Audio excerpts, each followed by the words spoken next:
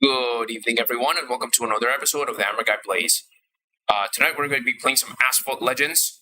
So tonight is this week is the final week for the Toge Master season. It's been a really fun season, to be fair.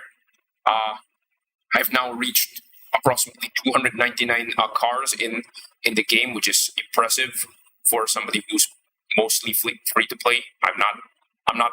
As I said before, I'm like 5% free to play, but then again, still free to play nonetheless. There's definitely a lot of things that has happened this season, and the amount of cars that I've gained over the past 2 seasons was like insane.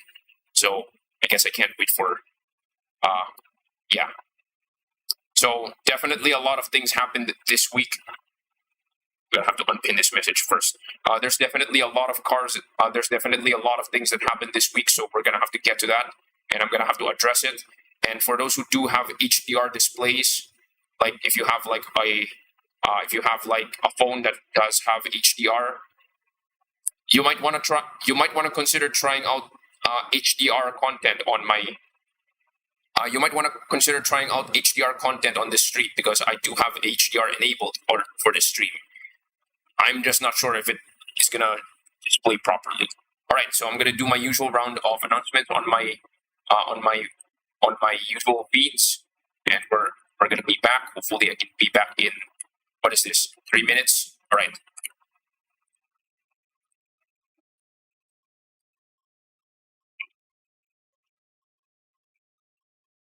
Some of you may have seen a preview of what my HDR experience looked like based on the trailer on my stream.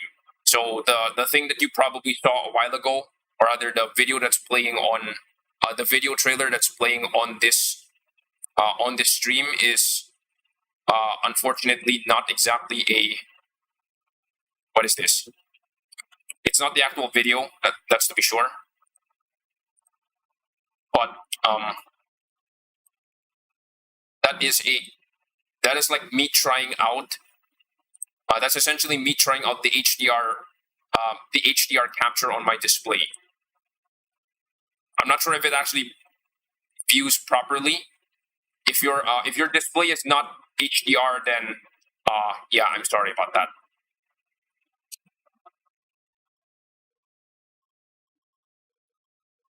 So if that's the case, then yeah, I'm sorry about that. But hey, at least it displays. What is this? At least it displays properly, even if it's not in HDR. Like YouTube surprisingly does a good job of actually compressing the videos to SDR. So maybe you know what? For the next week, I'm probably gonna upload a few easy, not so complicated time attack videos. No, I'm gonna do some showcase videos. Yeah, that's it.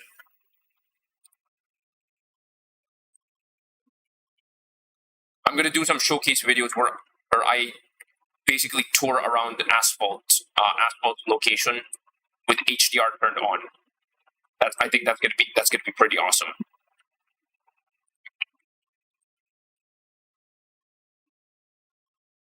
All right.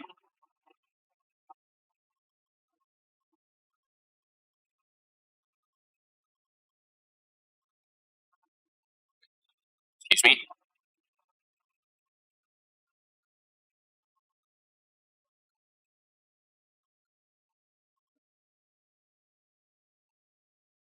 Quick note: I'm actually viewing this video on my phone as well. So what you're seeing, I'm probably seeing as well.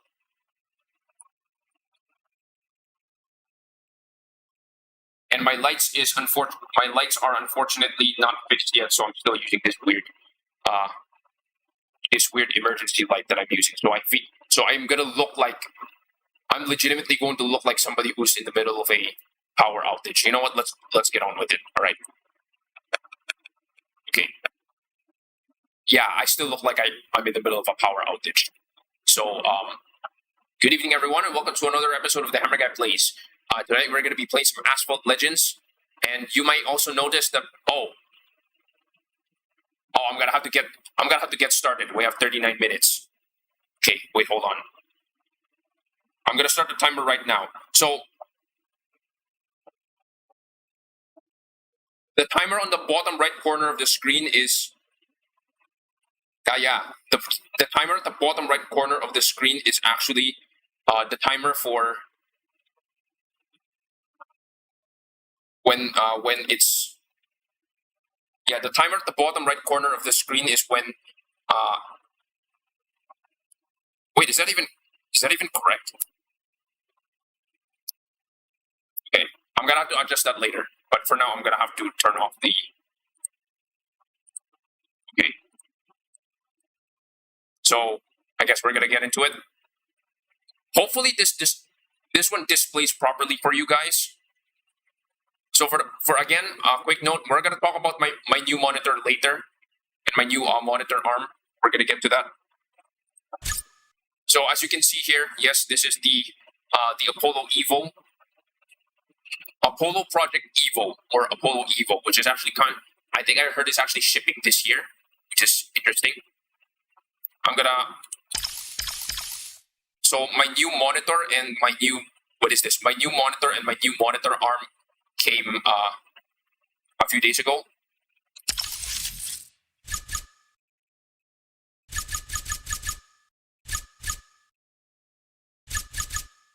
Okay.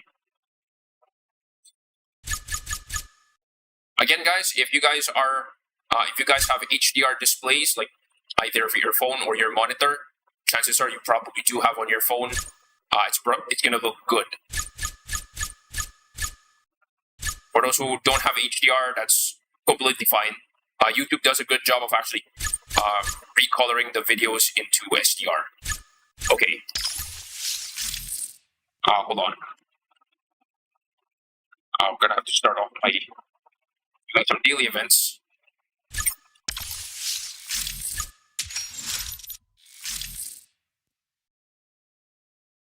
Legendary rides, because this is one of the few cards that you straight up cannot obtain without events, unfortunately.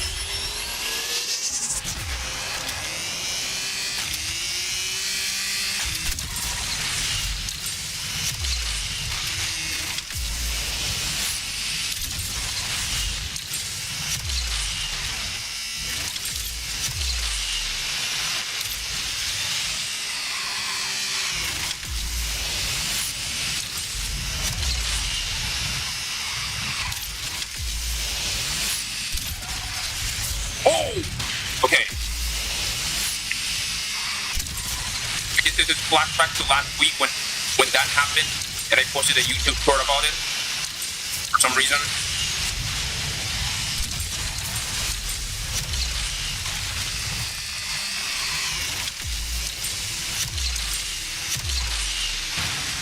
Oh, okay, good. I got nuts there.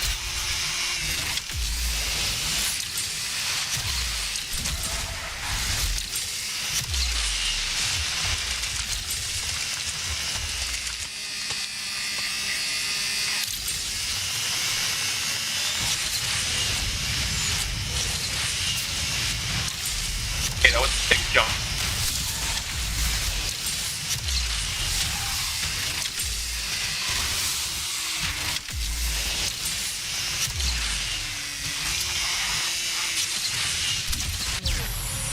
I do not know how do I... Okay, hold on. The whales won't spare a few epics for the Zonda HP Barchet and the Carbon Ryan. Hello, Ramiel. Thank you for joining in.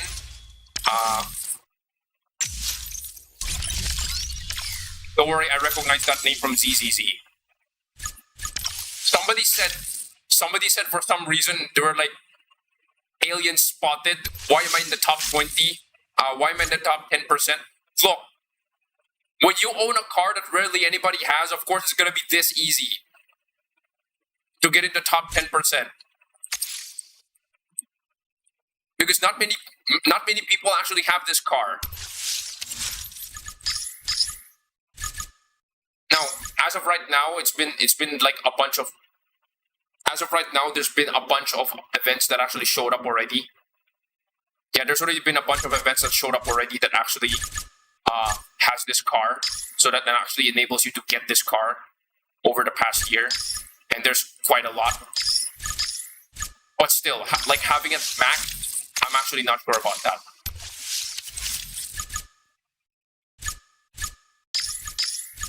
You know what? I want to try the car hunt riot. You know, this is what always jumped out at me. Why is it top 1%, top 5%, and then top 25%? The heck? Okay. You know what? I might want to try this. How many? Oh, I haven't applied it yet. Okay. The epic wildcards that you see here is actually from the 8th anniversary week, where they were giving out free stuff, and then the epic wildcards was like part of that one. I still haven't spent my A-class wildcards yet. Okay.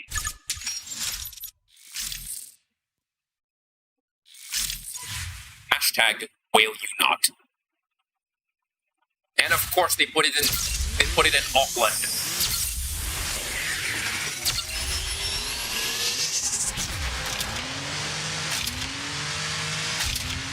This lighting actually looks fire.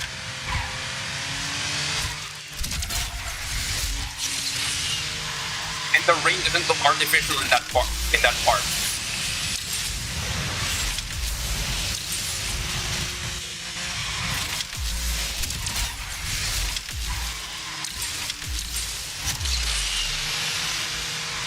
Come on.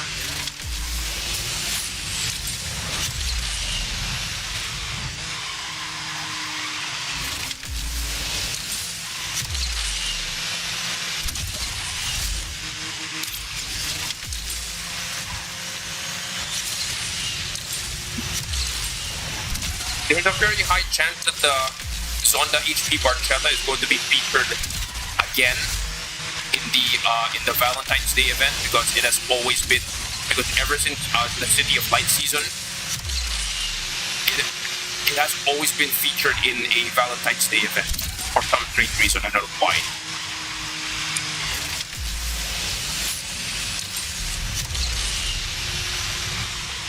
Nope, I'm not taking that jump. That ramp is a trap.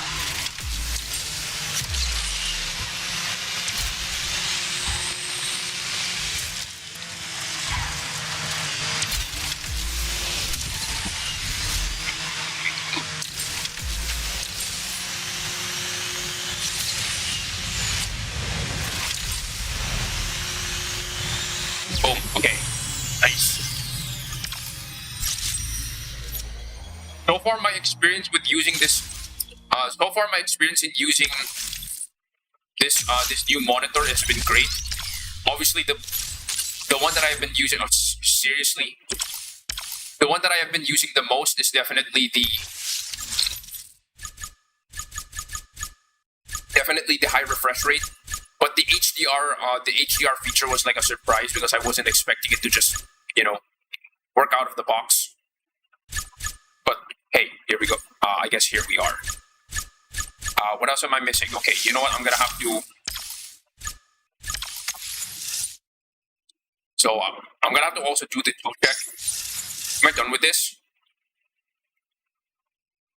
2 perfect nitros, 2 stars. You know what? Why not?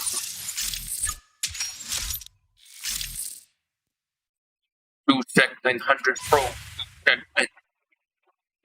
So yes, my check is currently at 2 stars. I've had a post before where I showed off to Apollo Blue that he hates the screenshot where I flex 11 wild cards. 11 wild cards.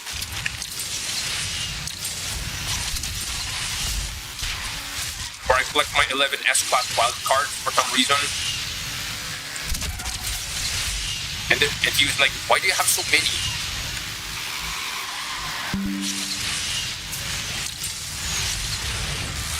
The issue with...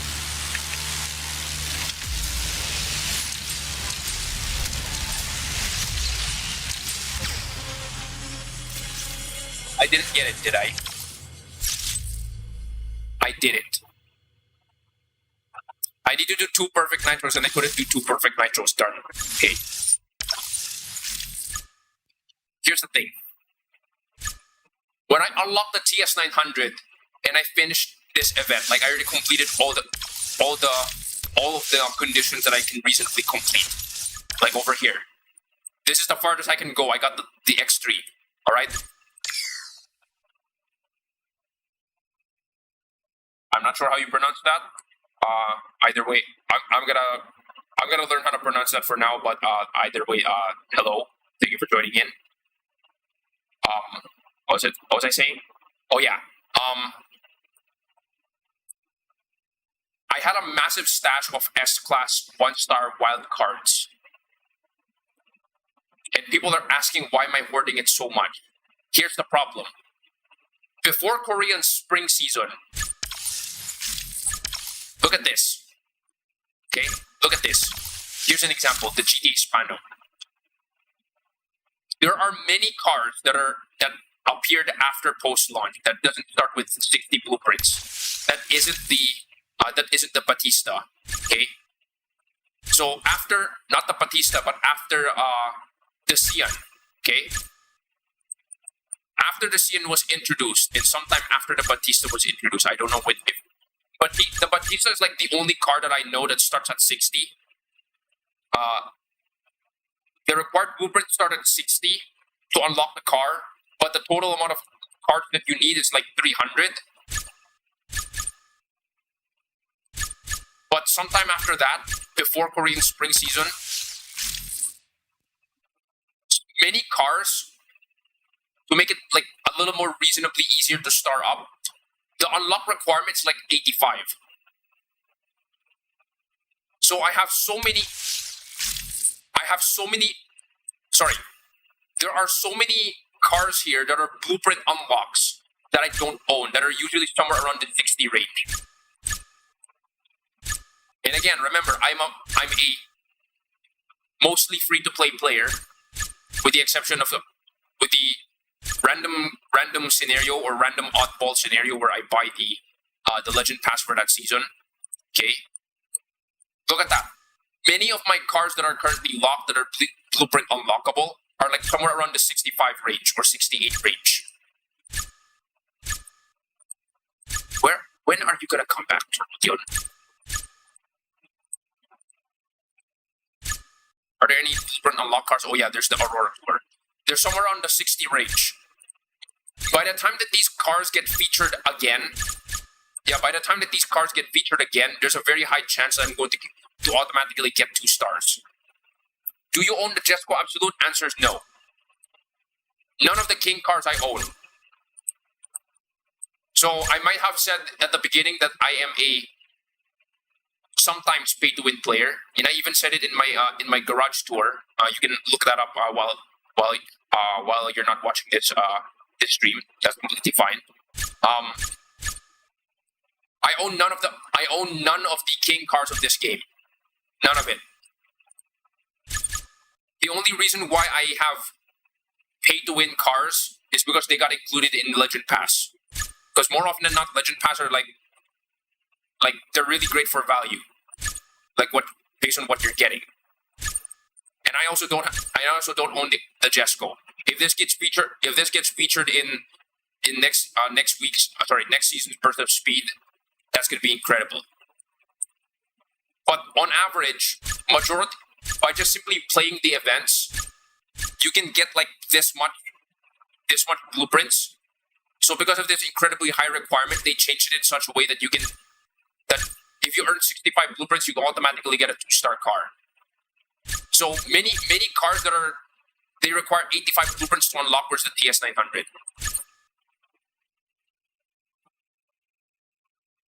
Did someone notice that there are 1 SR, 1-star Jesco Absolute in MP2? I think I did.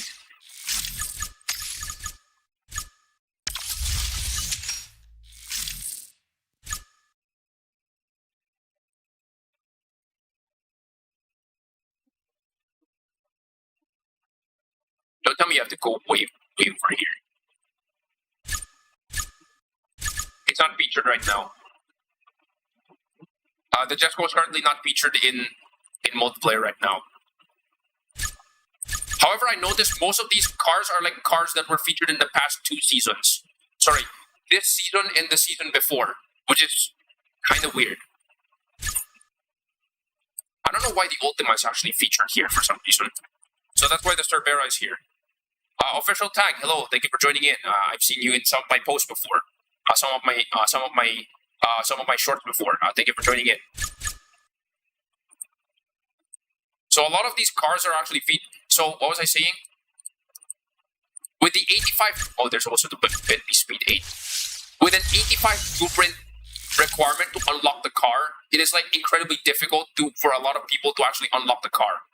But getting from unlocked, so 1 star, to 2 stars, it's like incredibly easy. Like for the Bugatti Chiron, if you unlock the Bugatti Chiron 60 blueprints, the Bugatti Chiron only requires like 11 blueprints to 2 stars. So if there's like an event that actually helps you unlock the car, it's like getting to 2 stars for a lot of S-Class cars is like really BS easy.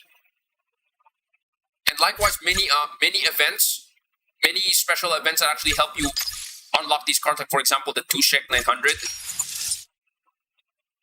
Okay, yeah. Like for example, the 2-Shek 900, look at this. I have the car at 2 stars because I started this event at 60-something blueprints. I'm not going to say which number, because I know some of you are gonna rag me on about it, about saying which number is it. I started at 60-something blueprints, and then I noticed that I end up at 1 star, 23 blueprints to 2 stars. So what I did, I wailed a little bit. I wailed a little bit. I spent a little bit on this one, like buy an X10, and I got a little lucky, and then I got some extra blueprints. I don't think we're gonna be doing private room anytime soon because I'm primarily going to be catching up. Hey, wake up! I'm primarily gonna be trying to catch up my MP1 rank. So sorry about that. If that burst your bubble, well, sorry about that. Why can't I complete this? Oh well, whatever. So what was I gonna do again? Oh yeah, for Grand Prix, by the way, I hit 2nd place in Tier 2 for some reason. I don't know why was I placed in Tier 2. But I hit 2nd place in Tier 2. There's this dude who was like a total alien because he was like 4,000 ranked. So he was like maxed out GT Black, but for some reason he keeps topping the charts. So I was unable to keep up with him, and everyone else everybody got rank gated by me. Okay, wait, what time is it? 20 minutes, okay. You know what, I have some time to kill. Let's do 1 round of the Asphalt. So for the Asphalt, I'm actually very close to maxing this car out.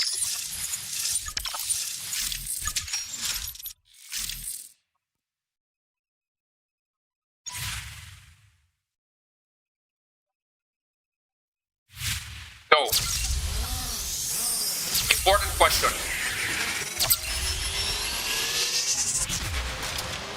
Can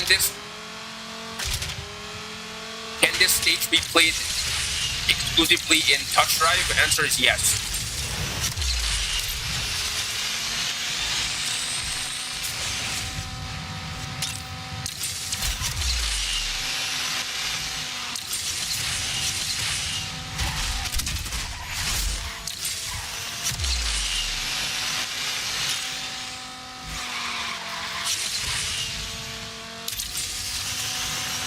However, you need to get the car.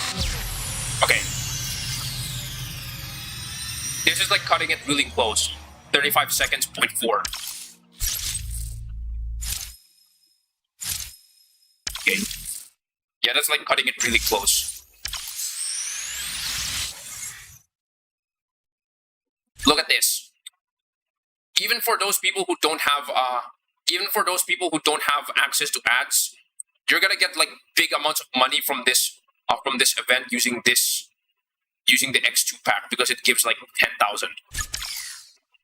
Now, if you've already reached 6 stars, now quick note, I actually own this car, so I don't have to worry about that. if you have the if you have the stage 6 event, you can get up to 15,000, which is a massive amount of money. So even if you don't get the X20, you're gonna get consistent cash flow or consistent credit flow in stage 6. Okay. Quick time check. It's currently 18 minutes. I think. Okay, 18 minutes.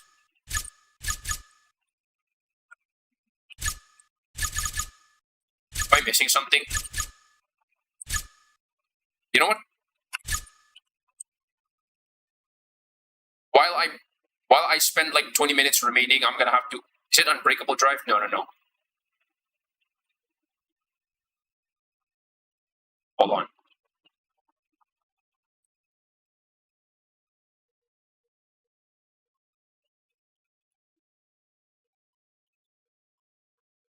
Okay.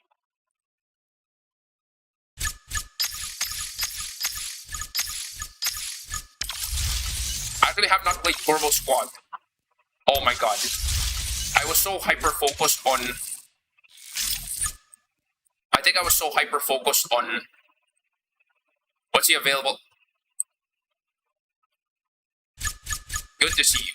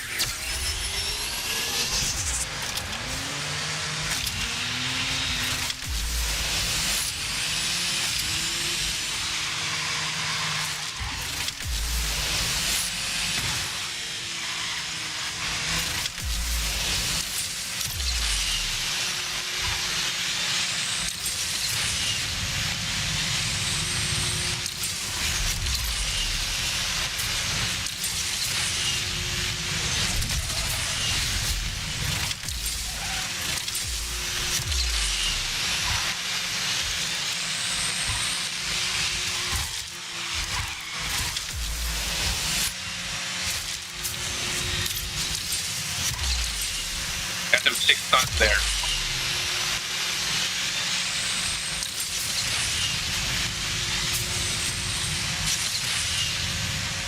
Oh, he got wrecked.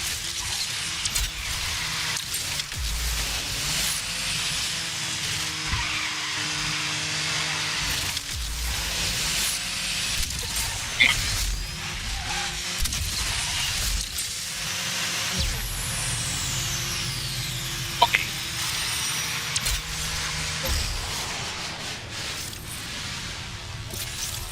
What the heck? Epilepsy alert, I guess.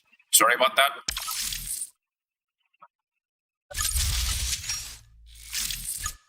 Oh no, fix cam. Hey, I mentioned this before. Fix cam is okay if you're playing a game mode that has no stakes. Alright? That's completely fine.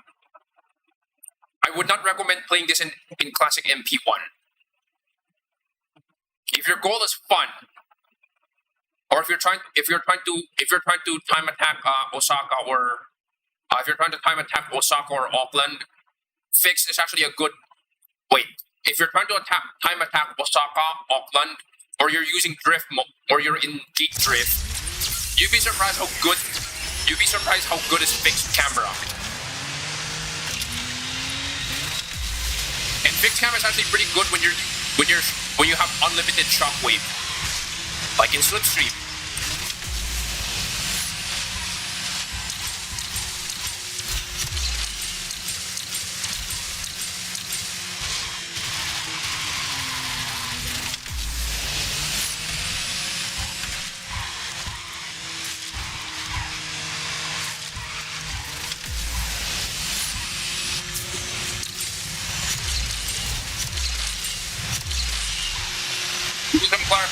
For some clarification as well,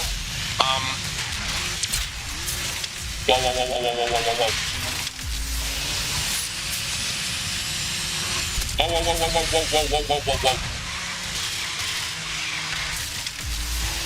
That was close.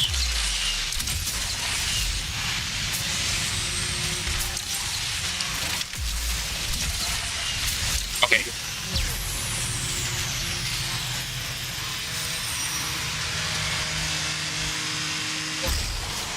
That's a justification for using. That's a justification for using fixed cam. Hashtag because I can.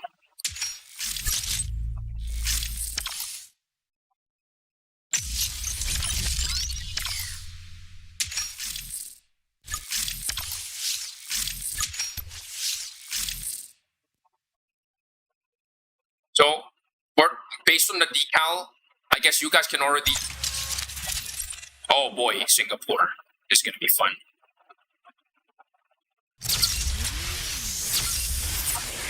Because here's the thing about fixed cam. If you're drifting, it actually moves the car to the side.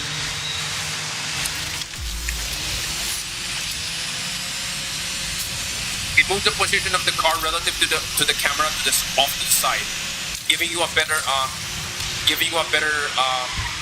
view of your drifting direction. Like for example, here it comes. You see that? So in gate drift, fixed cam actually does really well.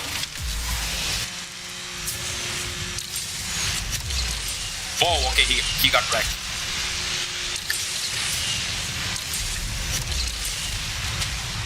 The only issue is that fixed cam doesn't look okay with. Fixed cam looks a little too zoomed in when you're just normally using no nitro. And I guess also the fact that what is this?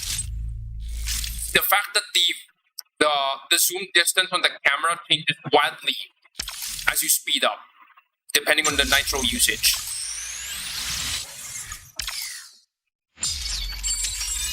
So for a lot of footage, yes, fixed cam looks slow. And I understand that. If I think that's what everyone problem. Oh, come on. You gotta be kidding me. But there's actually somebody else with it. There's somebody. Hey, at least there's somebody else who actually complete. There's at least 2 people who actually completed Drive Syndicate, I guess. Sorry, 3 people. So 2 people completed Drive Syndicate for free. One guy probably wailed. Darn it. Because the Chimera is not a free try right now. And there's no way you can get the Chimera. At the moment, there's no way you can get the Chimera as a free player.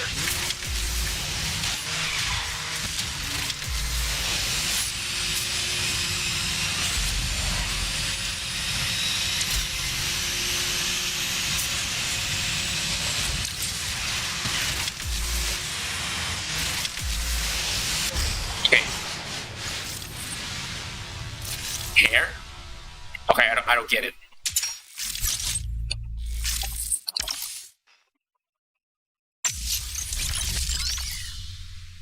I can actually hear my GPU scream.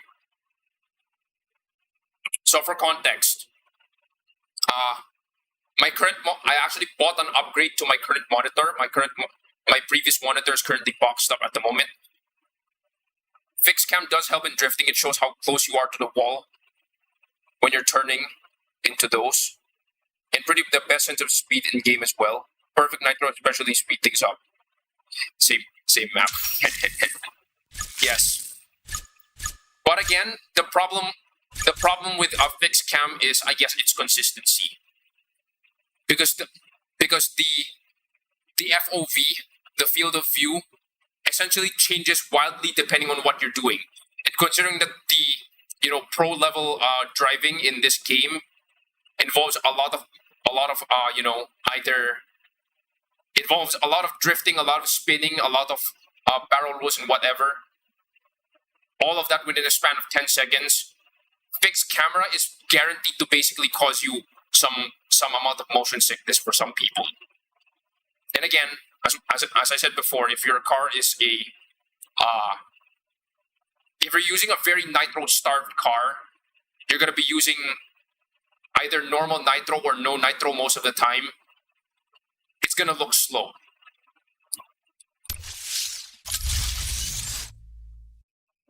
What time is it? I got 8 minutes. Okay. We have time for one gauntlet attack. Yeah, we have time for one gauntlet attack. Let's do it. Yes, yes, yes. No one has attacked me yet? Oh, a lot of people attacked me. Okay. 1187, 1172, 1194. Okay, Rook.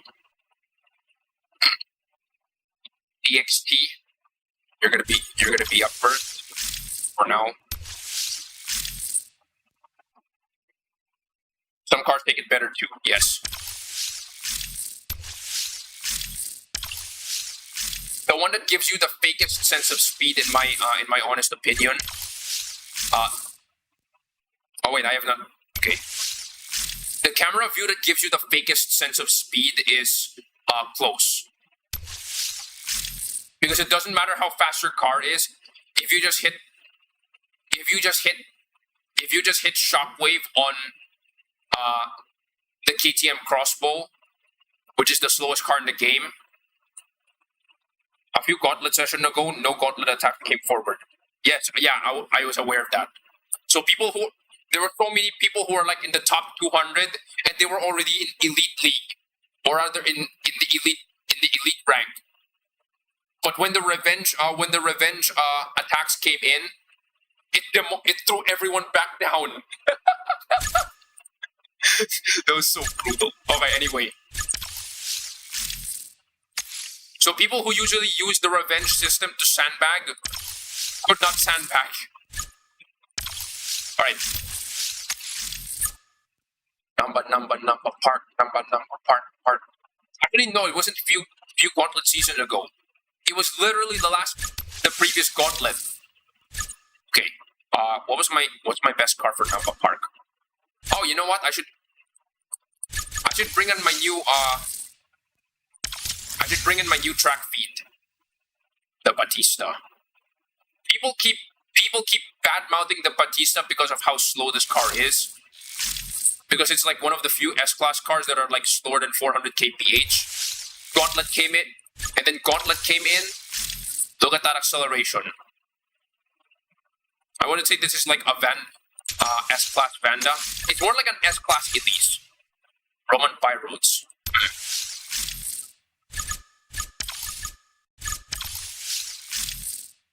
No.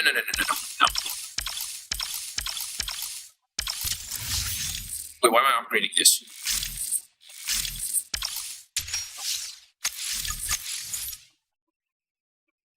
Pirates of the East at 27 seconds.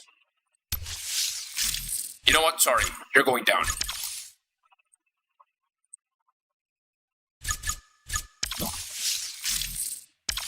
Imagine having epics for the Nevera and you haven't applied it yet. Seeing how slow cars in Gauntlet is scarier than seeing fast cars in Gauntlet. You don't know if your cars would be better or not once they sandbag. Yeah. Because you'd be surprised. There's actually quite a lot of cars. There's quite a lot of B-class cars that I use in Gauntlet, even in Division 5. Because some cars definitely take corners much better than others. What's my best? Ultima. Surprisingly enough, I said before, the Ultima is like one of the best. I wouldn't say it's one of the best, but it's like one of the most balanced cars in this game. It can take corners reasonably well. Not as good as the Huracan or the Vanda, but it can take it reasonably well. And it's like reasonably fast. Wait, what was it? Is it Future Fusion? Future Fusion, okay. I already used one Nevera, so I'm going to use the other Nevera. Okay. There's a legitimately good reason why the 499p is ranked the way it is.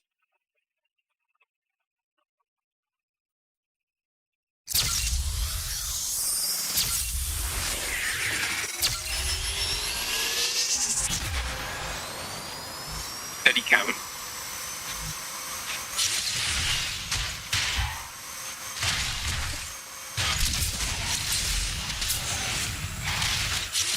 Whoa, whoa, whoa, whoa, whoa, whoa, whoa, whoa, whoa.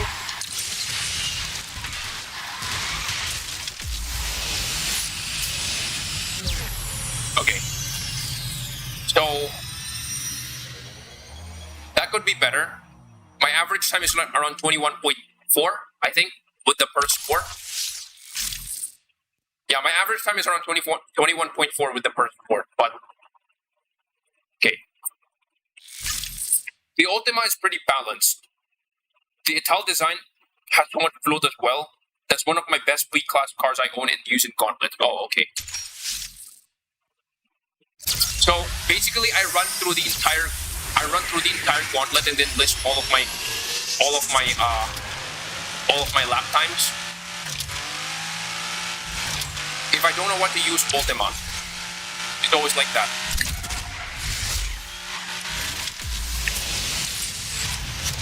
And then if I see somebody with an attack time, I base it on my Ultima lap time to determine if this guy's a threat or not, or if this guy has a challenging lap time or not. So it's like Paris of the East can do 27.5 using the Ultima. The heck? Paris of the East can do 27.5 with the Ultima. This guy can do 27.1. I wonder what's up.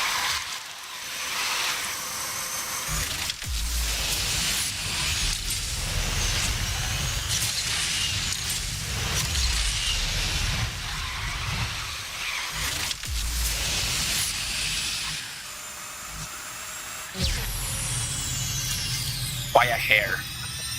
By a hair. My god. Okay. Train spotter. So this is what I do. Since I'm using the Ultima, I can do a direct comparison. Train spotter. If you're slower than 25 seconds, you're cooked. It's hard to remember what lap times. Yeah. That's why to keep it simple for me, I use my Ultima lap times. That's it. That's it.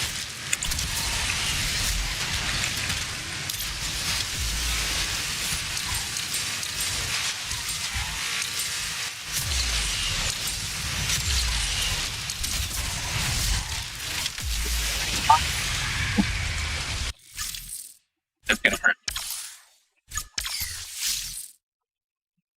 How many times did I? Okay. No, I'm going to win. Okay, sudden death. Sudden death.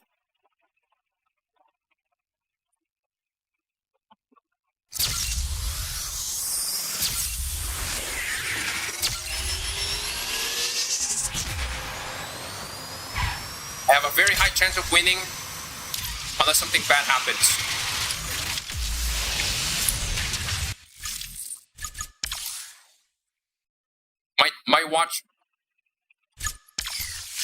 My watch rang me. Okay. Wait, quick time check. What time is it? It's 11. Wait, why did you ring me at 11:30? You son of a. Okay. So I guess we're gonna do my usual round of stretch break. So we're gonna do that. So that was a big yikes. That's a really dumb way. That is a really horrible way to end the stream.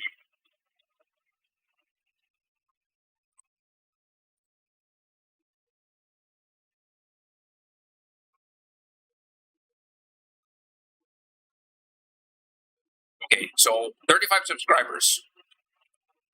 So for context, Okay, wait. No. I'm gonna have to change that that timer. Hold on.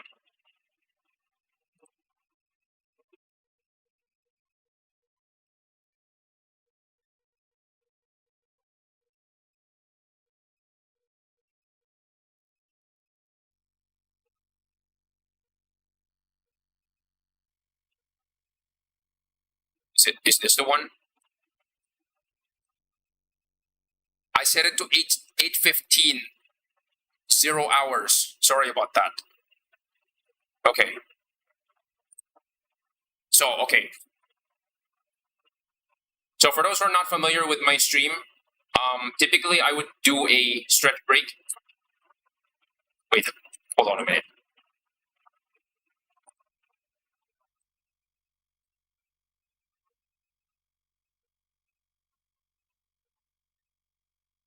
Okay. So typically what I would do is that I would do a stretch break for my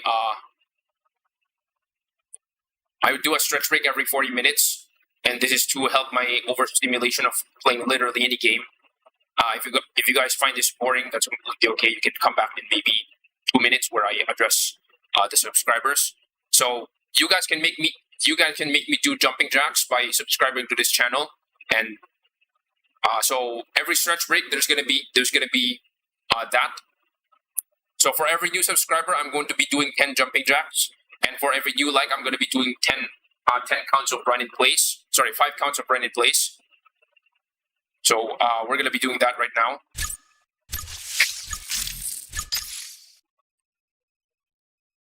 Okay.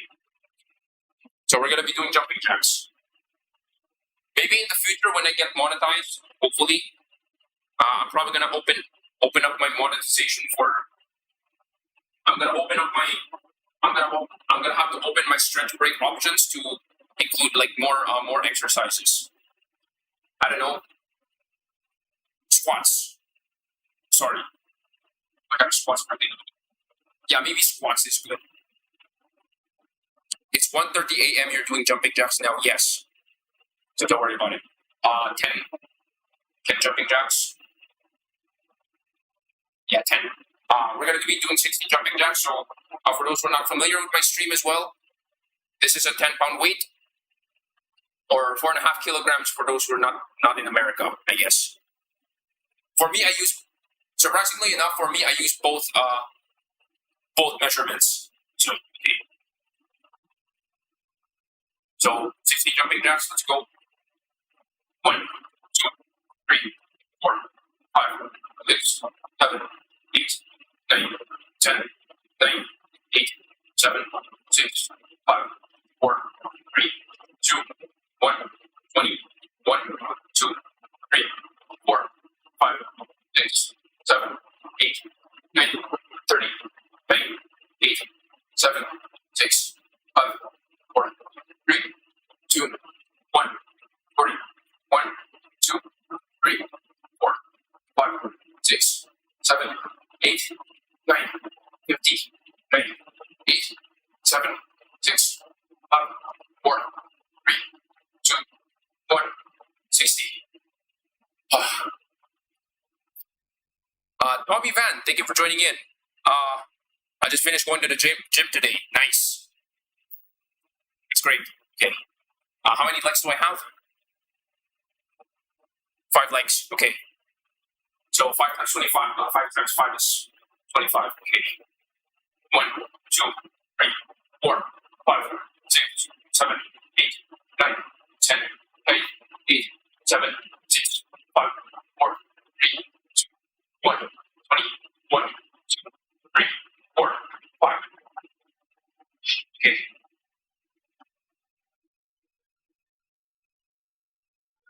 So to the ones so for the ones who did drop a subscribe, as well as the ones who dropped a like, thank you for that. So I have 25 minutes. Let's show you guys. I'm gonna show you guys what did I get. You guys ready? Okay, I'm gonna have to turn. Wait, I'm gonna have to turn off the. I'm gonna have to turn off the blur. Okay, you guys ready for this?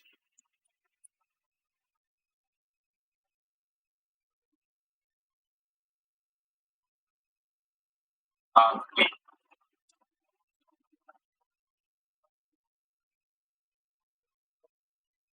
Surprisingly enough, this actually showed up first for some strange reason, but then it kind of makes sense because this is like an all metal monitor arm. So the first time I saw this years ago, this cost like 1,200 pesos, which is approximately around $20 back then.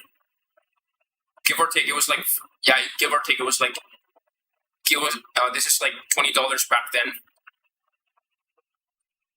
But surprisingly enough, when I looked at the prices in my local e-tailer right now, when I bought this, including all of the discounts applied, this got down to like $10. So actually, the cost of this one isn't like $10. It was like 900 pesos. So it was like $15, give or take. But I got this for $10. So this is like the cheapest monitor arm that this brand sells. So this is North Bio. Hey, that's completely okay. As I always said, PC Master Race. Use what you got. That's more important. Okay, within your financial means, within what you can afford, and within your financial means, use what you got. Okay, I'm not gonna call you poor for only playing Asphalt on a phone. If that's what you got, I can't complain you. I can't blame you. All right. I'm not gonna be able to show it right now, but what it can do is that I can, technically speaking, I can play Asphalt standing. I'm not even kidding. Like because I'm on a controller right here, I can play Asphalt while standing. So it's gonna get my blood flowing and give me a bit of advantage. It's not gonna be a big advantage, but it's still an advantage. Okay, the centerpiece, the Apple thing. Oh my god.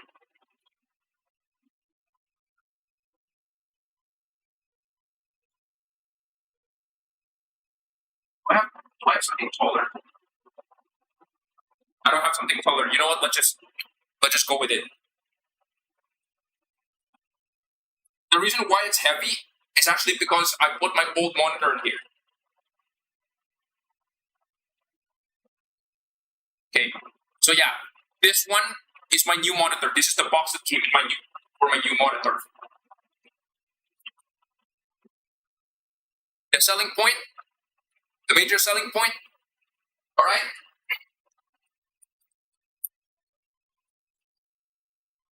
It's 180 hertz IPS.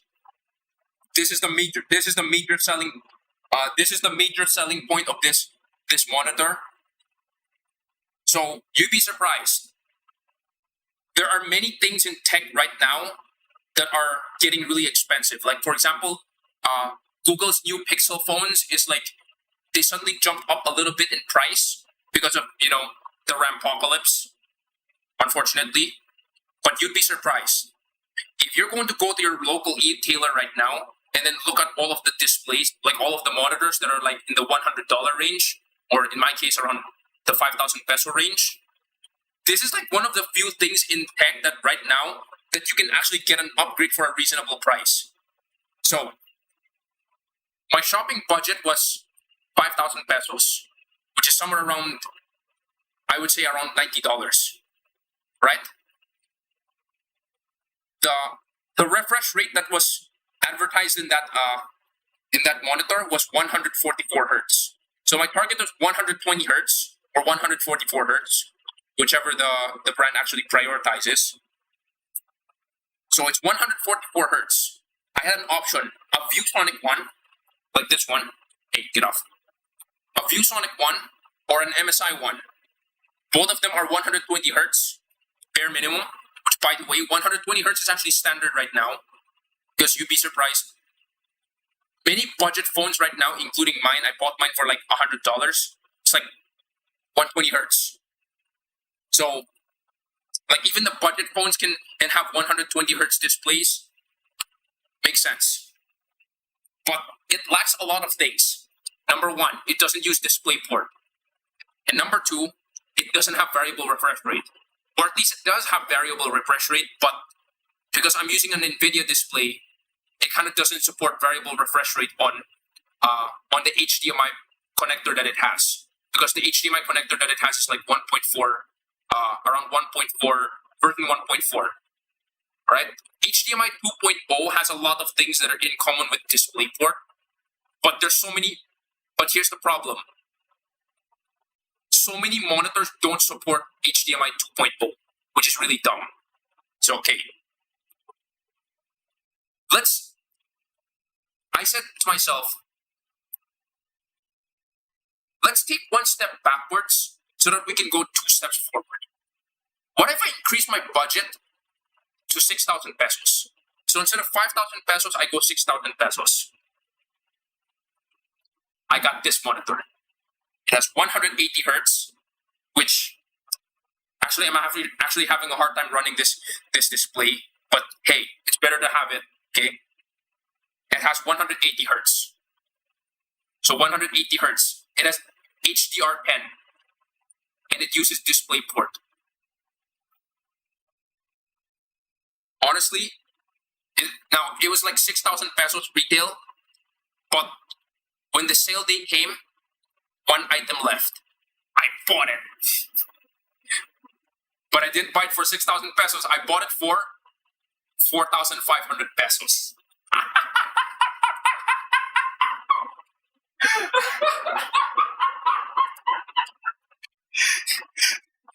So yeah, I said one step backwards by having a more expensive budget, and then 2 steps forward. So I get a monitor that is massively better than what I was originally looking for, and at the same time, I get a discount.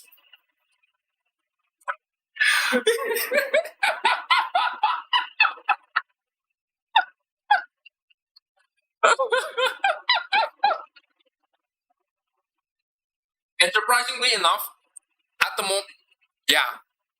No, not 4,000 pesos. It's actually 4,500 pesos.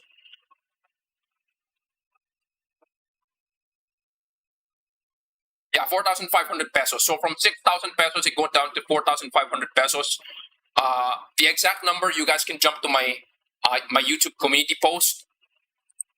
So for context, in dollars, that's around $76. Give or take around $76. So from 6,200 pesos, which is divided by 60, is around $103. Yeah, it was around $103. I only got it for $76. So using that savings, I was able to sneak in a monitor arm. Because here's the thing, the previous monitor arm that I had is like horribly. It's like a different. It's like, okay. Let me bring out my monitor arm. My old monitor arm.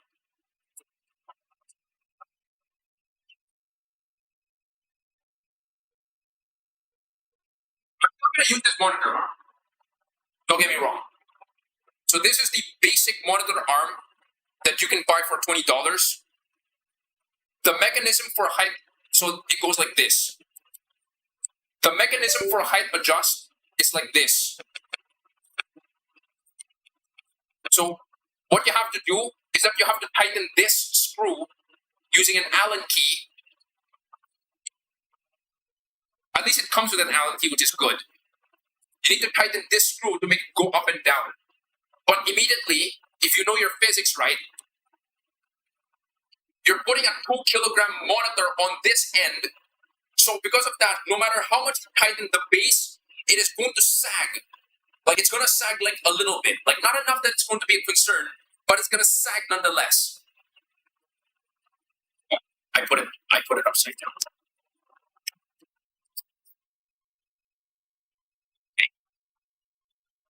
The system here is that you put this VESA. The system here is that you put this VESA arm on the VESA mount on the monitor, and then you secure it with this screw. It has this little screw. I don't know who the crap designed this screw, but the nut on the screw has already loosened that you can't turn the screw anymore. That's why it's like this. I had to detach this arm. I had to detach this arm while the monitor's on. Like, even describing this, you see that this thing is like a different circle of hell for me to live with. So this is like a set it and forget it monitor arm. But at the time, this is literally cheaper than the other one. Right now, as of right now, it's actually better to just buy the monitor arm that I want. Now, if you are looking for a monitor arm,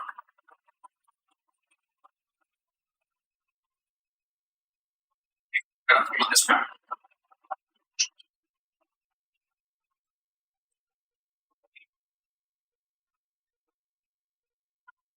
So for context, I'm not getting rid of my old display.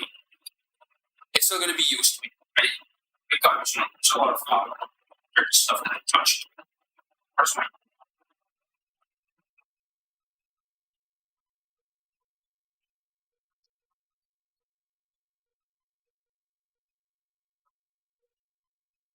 Okay.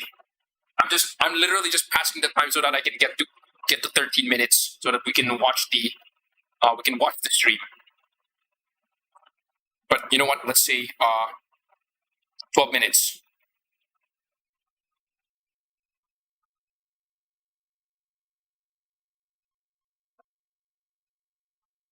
The big surprise for me with this new monitor, the big surprise for me with this new monitor is the fact that it has HDR10.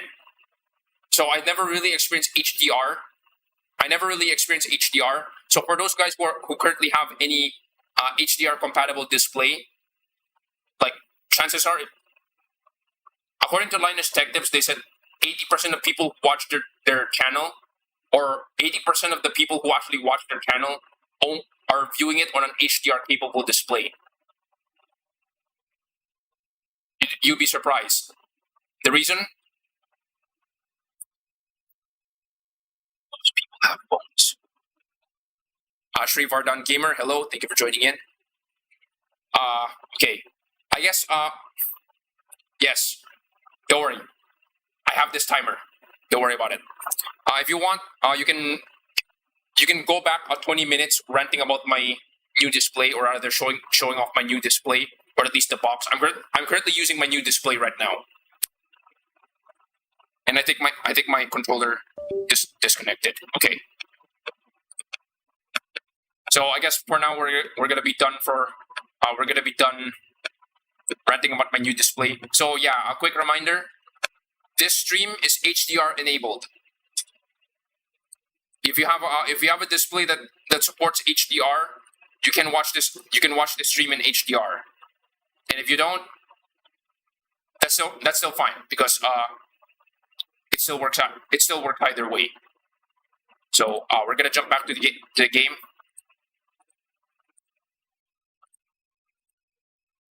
Okay. So 10 minutes. Let's do some Gauntlet again.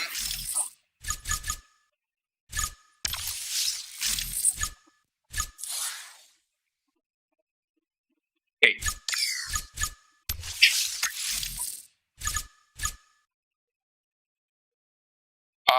No, it is only 1080p. Because at least for me, I don't have my GPU is only a 3060, so I'm only using 1080p. If I jump up to 1440p, nobody can really agree what to call 1440p. But it's a very gamer resolution.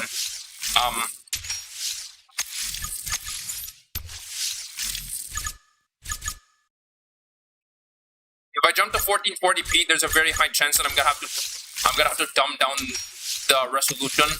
I'm gonna have to dumb down the quality settings of a lot of games just to get like 100 hertz. So I decided to stay at the 24 inches that I have. Yeah, I decided to stay at the 24 inches that I do have, and then just up the refresh rate. So my previous monitor has 75 hertz as refresh rate. So what I currently have is now 180 hertz. Now, to be fair, I'm not going to use all the 180 hertz. But then this, like, imagine it like you have a car that can go 200 kilometers per hour. But unless you're running from the cops or using it to escape pursuits or something like that, what are the chances that you're gonna need?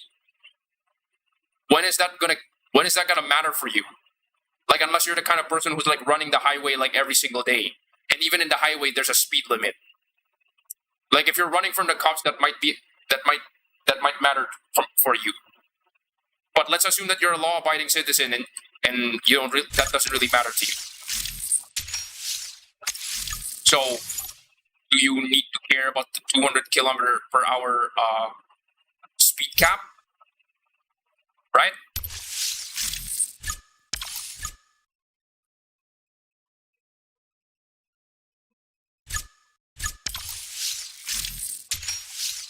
Like, the monitor can run 180 hertz. Don't get me wrong. But you don't need. But even if you have a GPU that can't run it, at least you can always dumb down the settings and get an incredibly smooth frame rate. So that's always an option.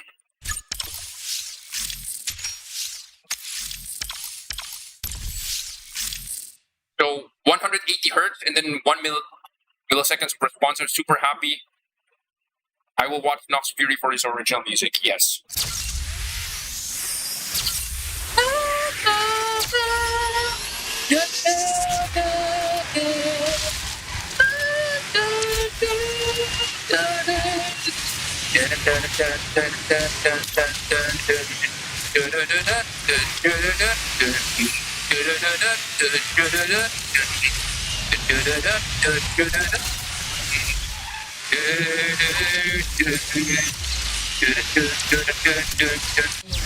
Okay. Wreck. Yeah, this is so embarrassing. Okay. But the main focus is on the car. The Valkyrie is probably not coming up next season yet. But there's quite a lot of cars that are going to be featured next season. Okay, new cars or old one? That's the main question. Yes. If you're going to look at the famous Asphalt whale, Dune Race Repeat, the popular Asphalt whale, Dune Race Repeat, keeps maxing out all the cars because he can. There's actually a bunch of cars that are... There's actually a bunch of cars that get the Pixel Pursuit decals. For example, the Nissan R390 GT1.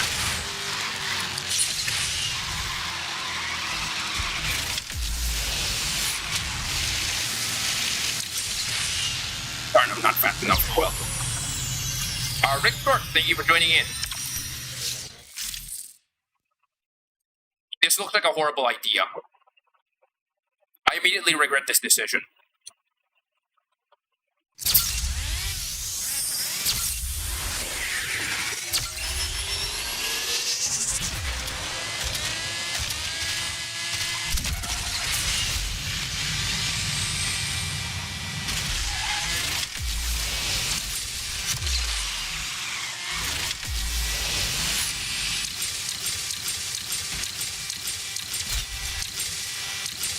Catching up, dang it.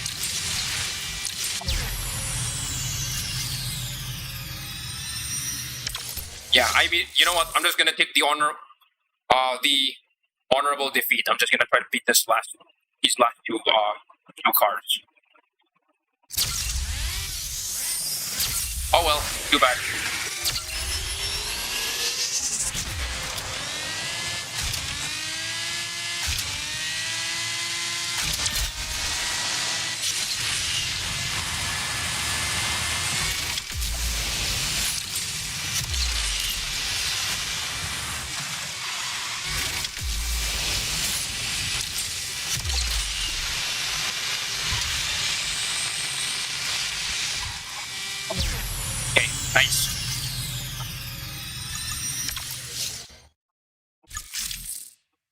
never mind.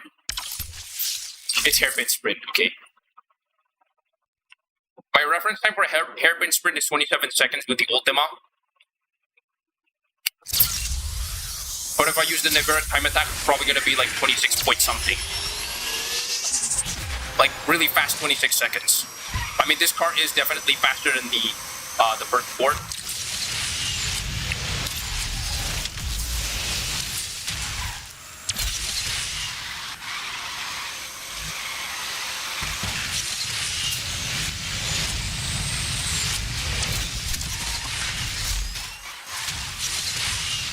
No! You son of a... Oh well. I'll just chalk that up to skill issue. Kick. Okay. Time check. 3 minutes. I think we have... no. There's no way... We have no more time. Okay, we're gonna have to jump like... We're gonna do like one race. One MP2 race.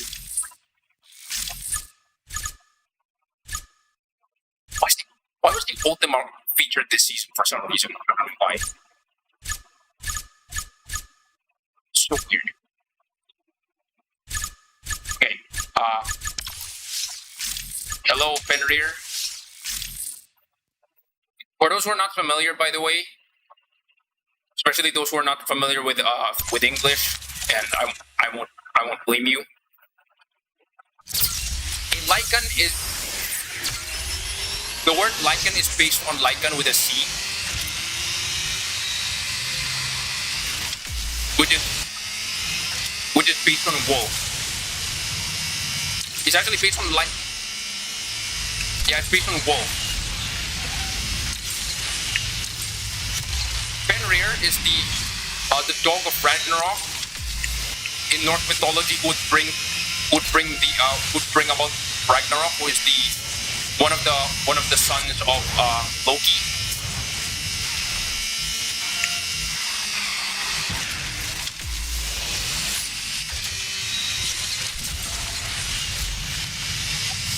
So Fenrir is based on the name Fenrir.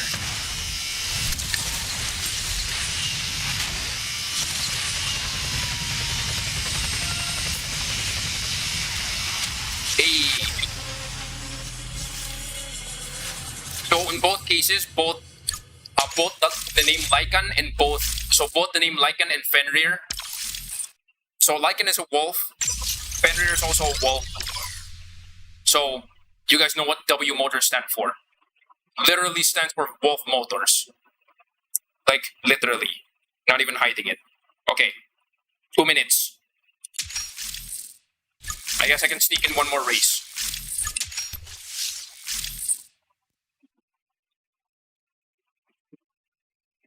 So knowing that fact, why did they feature this car as the gear of the horse? They could have featured, they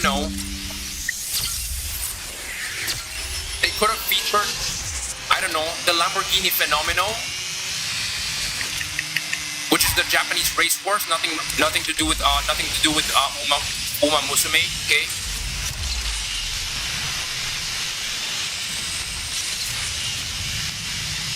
Not the horse. Fenomeno is based on the horse, who also happens to show up in Uma Musume, which is about anime horse girls. So if they include the Fenomeno in this game, that's gonna be like a single word. Dang it! A single word unifying so many fandoms and so many interest groups. It is a racehorse. It is a Uma. It is an Asphalt car, if it ever becomes an Asphalt car, and it's a Lamborghini. Okay, all in one package. Dang it! I actually got screwed up there. All right.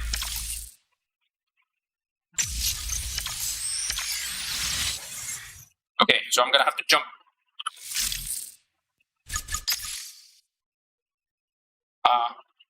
Hold on. Where is?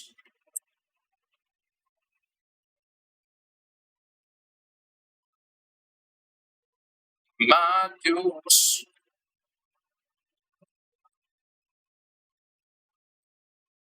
Alright, it's 12 midnight, I think.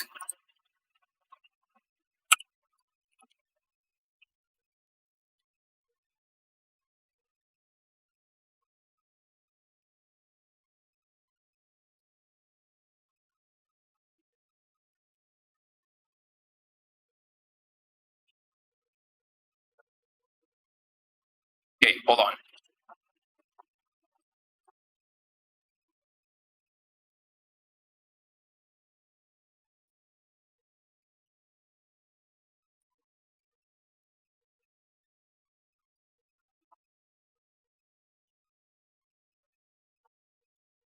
No, he spelled it wrong.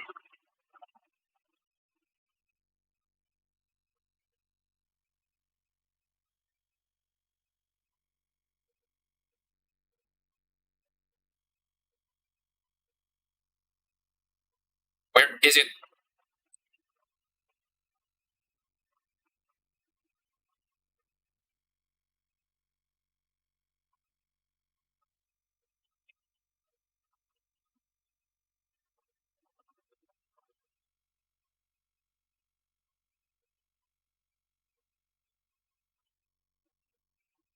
Don't race repeat this speed run through the entire thing.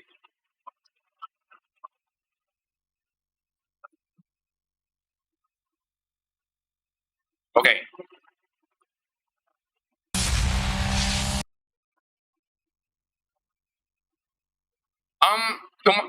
Based on my experience, no.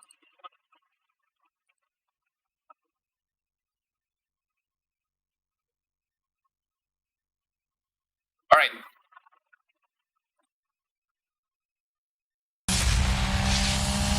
Alright, let's react. Okay. Before we proceed, okay? So that I can dodge any stupid copyright claims by any YouTube creators. I'm just reacting to the video. I'm not intending to steal it. Alright, I'm going to give my own personal insights to it because I am I play this game. Alright? I don't intend to steal from this creator's video. And to those who are currently watching, you guys are just watching with me. And after the stream, you guys can go watch that creator's video. Alright? Alright. So there's your disclaimer.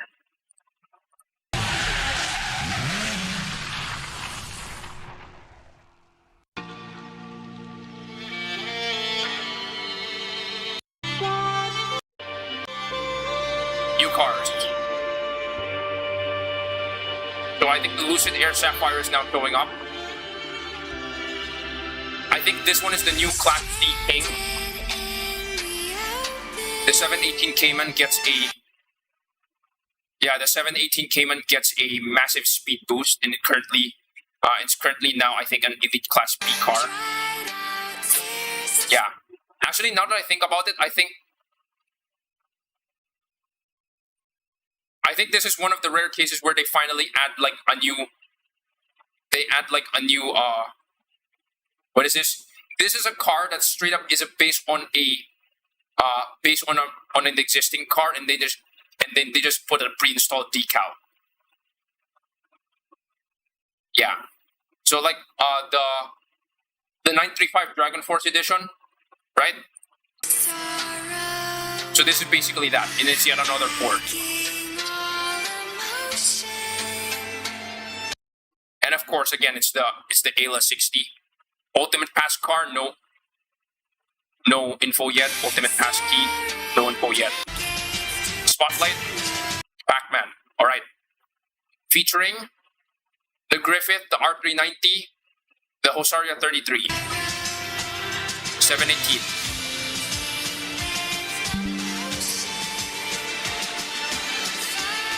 What's the FE? Featuring the Silver Lightning. Wait. Okay. Featuring the Silver Lightning, the Reventon Roadster, the ATS GT, the Nilu. Oh, the Nilu's back. Okay. And of course, there's the Remax C1. Okay. Looks like I'm gonna max out the Remax C1 this season. Nice. I'm not sure about the... I think I'm also gonna max out the Reventon Roadster as well. And maybe get the Silver Lightning to 5 stars. Okay, not bad.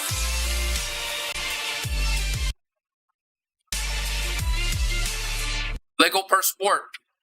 All right, nice, nice. Featuring all the other Lego cars. Nice, nice. So far.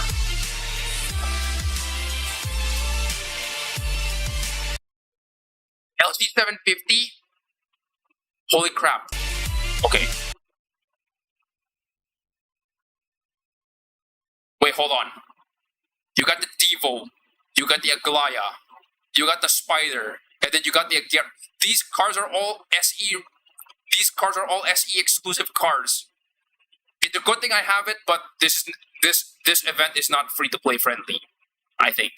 I think they keep adding special occasions with new body cards. I think it's better if they just add the decal to the original 718 in this case, and for new body kits, they should just add it to the original. Yeah. Oh, there's a GP.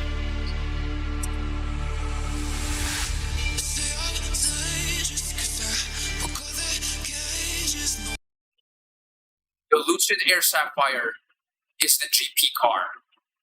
Darn. It's giving me flashbacks to the. It's giving me flashback to the Daytona SP3. Okay.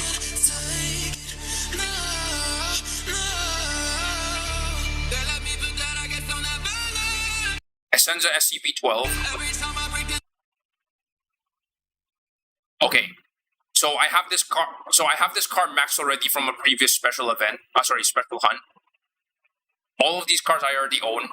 I mean, as some level 60 player, you kind of expect that to be the case. But if you're like somewhere around level 20, all of these cars are gonna be great.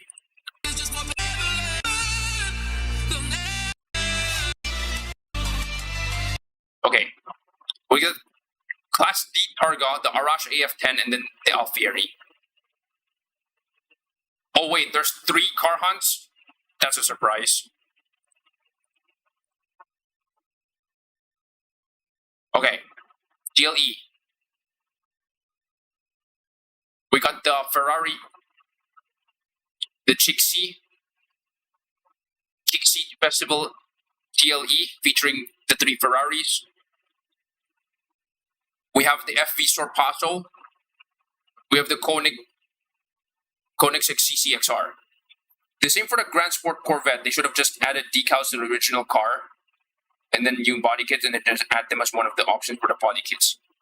Yeah. Honestly, yeah. End of summer holidays, you got the A12 Superfast, Labor Day TLE. Okay.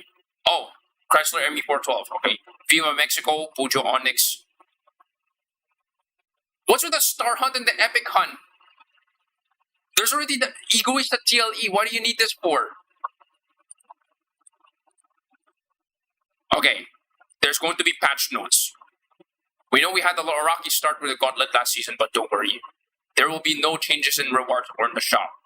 In the future, we'll be bringing some much more requested variety in their tracks and track variants for Chicago, San Diego, India, Mount Fuji.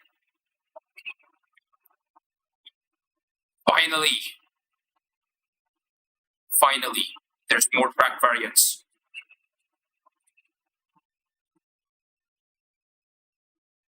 I think they cannot really do four car hunts because right now there's. Wait, no. Okay. Spotlight event changes. We heard you loud and clear and we'll be lifting our foot from the gas a bit. The format is back to a single featured new car, the 718 Cayman Pac-Man edition, and you'll be able to play all the stages and you have no excuse to keep the chase going. I don't think anybody wanted the Chicago. You'll be surprised. You'll be very surprised.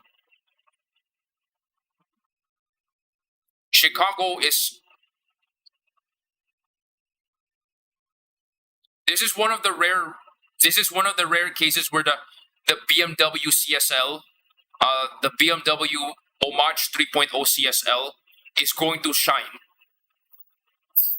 especially in one track. So go watch Huitrong GT, the engine sounds guy.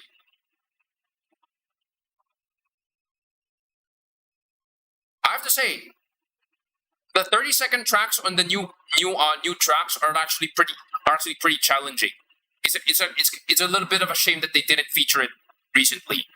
But Chicago is going to be a big threat.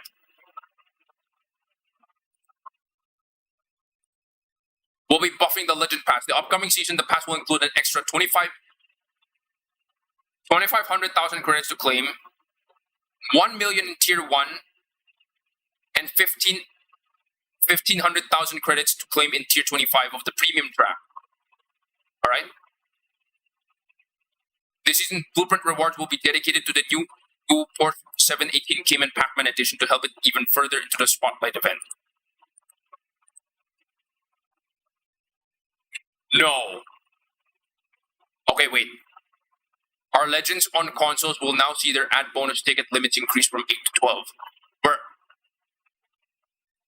No. No. Go slipstream it back on my MP1. Oh my god.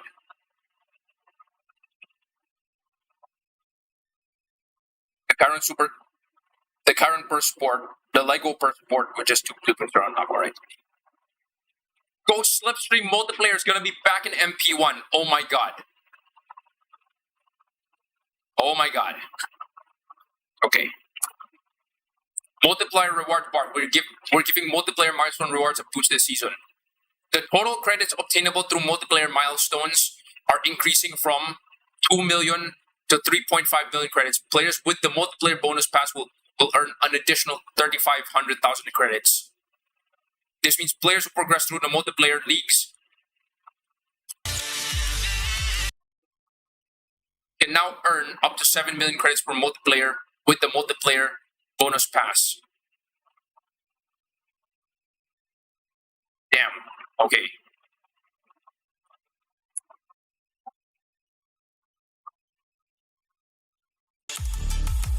So there's no... I think there's going to be a major update. Or rather, there's going to... Okay, not a major update because most of this stuff is already in the game. But a minor update. Alright. Honestly, not bad. Hold on. I'm going to show you guys a bit of context. Hopefully, I think... Actually, I think they have not mentioned anything about Mount Fuji yet. But hopefully they will include Mount Fuji in the private lobby rotation. Mount Fuji is not in Gauntlet yet, I think. We have not seen any... Okay, so I have the R390 GT1. Okay. I know some people said that the special edition cars released so far, like the 918AE, Corvette GS, the Corvette, I call it the Corvette 4JE, 4JE.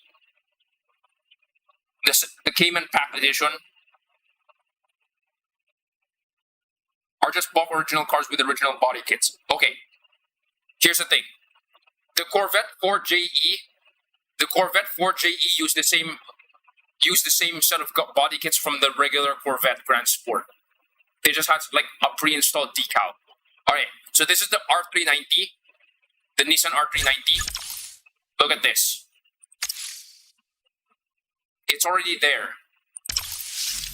So for people who can view it, for people who own the car and can view it, it's already there.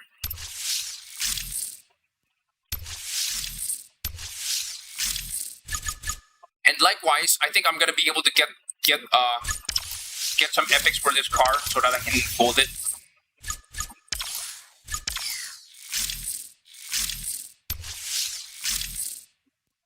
Okay, what about Class C?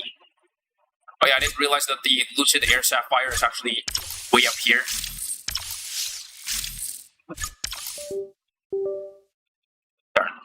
They're actually different body kits. They look similar, but they're actually different body kit options. The roof on the Corvette Special Edition is not the same as the roof on the Energy. Okay. This is like the most basic. This is like the most... Not gonna lie, this is basically a sedan with a capital S. And to my knowledge, I think the Lucid Air, I think is American. I could be wrong. and this car's electric. So I think this is like a Tesla competitor. Like you can see the dash is like high-tech touchscreen, and then over here is also touchscreen. So this is basically a wait. Is this the highest ranked 4-seater sedan in the game? Because the Panamera is here.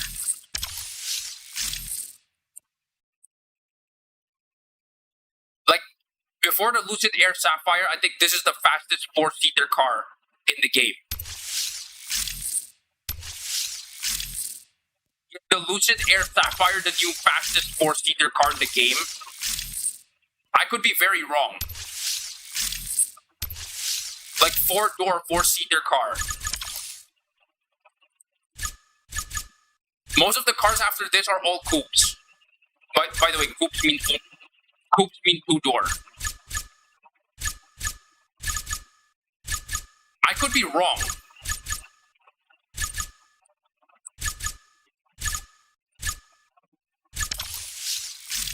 The GT3 is definitely a coupe.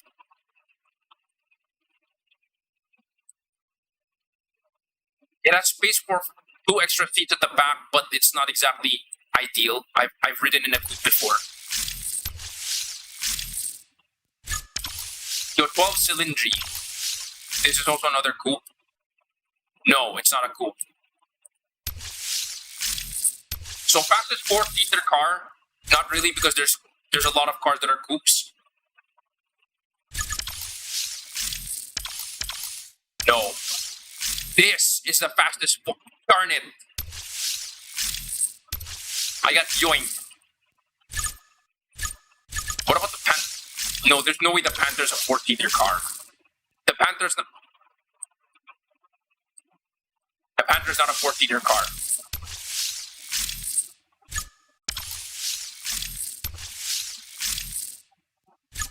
The GTR is definitely a 4-seater car. It's just not a coupe. Like, see, there's like two seats here. But it's a coupe. I think the Lucid Air Sapphire is genuinely the highest ranked 4-door, 4-seater car in the game. It's basically a sedan with a capital S, and it actually has 4 doors. The special has a different front part to the original in the body kit options. So I'm saying that they could just add new body kits and decals instead of making new ones. Yeah, true. But hey, some people want to have their favorite cars actually show up in higher leagues, right? That's one good reason why to have it. Okay. Tentative until I'm proven wrong. The Lucid Air Sapphire is currently the fastest 4-door, is currently the highest ranked 4-door car in the game. 4-door and 4 seats. 330 kph. The top speed is 330 kph. How fast is the Panamera? The Lucid Air is faster. What about the DBS 770 Ultimate, the blue screen car? The blue screen car is also a 4-seater coupe. Yeah. So my point still stands. The cars that are vaguely shaped like a sedan, are still 4-seaters. This is not a 4-seater car. This is a supercar. We've been due for a body kit update for a while. Yes, true.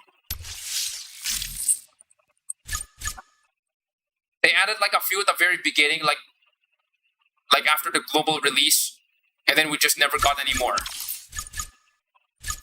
Like at the moment, the best car that you can pimp. The best car that you can pimp is literally just the Chiron. You know what? I'm gonna change the spoiler back.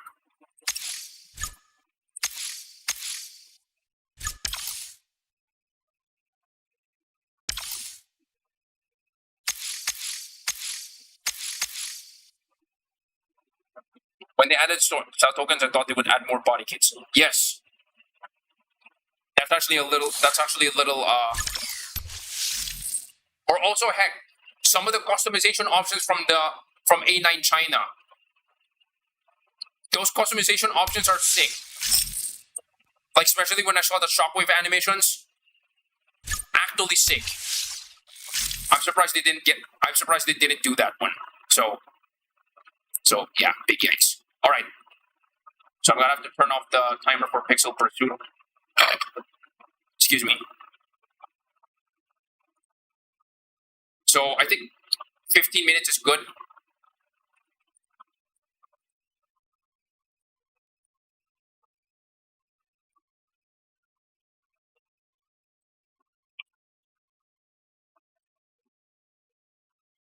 Okay, 15 minutes. Yeah, 15 minutes is enough for me to do like 3 more attacks on Gauntlet, I think.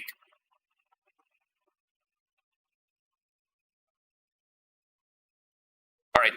Oh yeah, like NFS Unbound, but I think A9 did it first. Yes.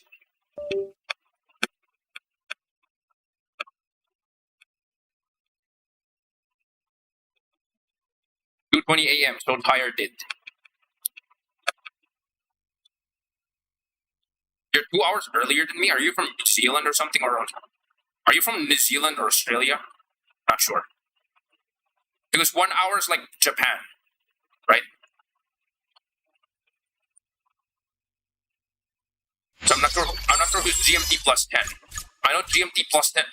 To my knowledge, I know GMT plus 10 is like Australia or New Zealand. I'm not sure which one. Okay. So, 2 attacks that I failed.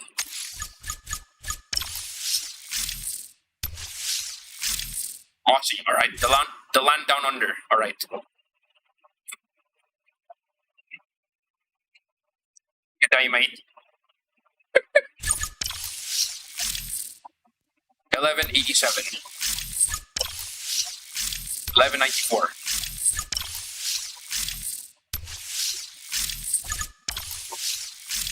'87. Okay.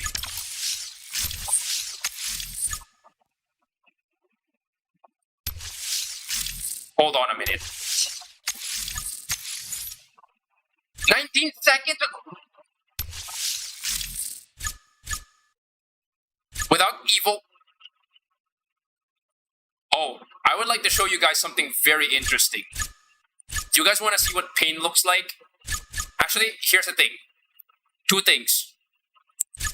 You guys want to see what pain and success look like?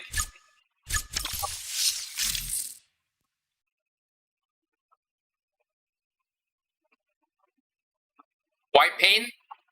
It's like really, really close. Why success? Because the Valkyrie actually showed up in the Legend store for once. My god. Like after I've already garage level 6. Like for like 20 garage levels, the Valkyrie just doesn't show up unless you're exactly at garage level 20. My god. Insane. Darn, it didn't show up. Okay. But hey, at least I'm finally gonna be able to max out the Valkyrie finally. Okay.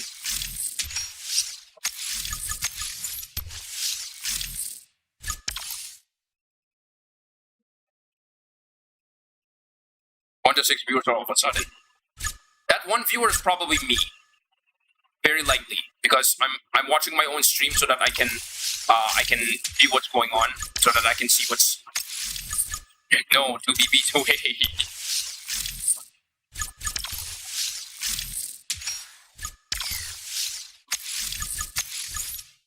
Go tips. Let's hope. You know what? I'm gonna do it again. Let's just hope that I don't go sideways again like in that YouTube before.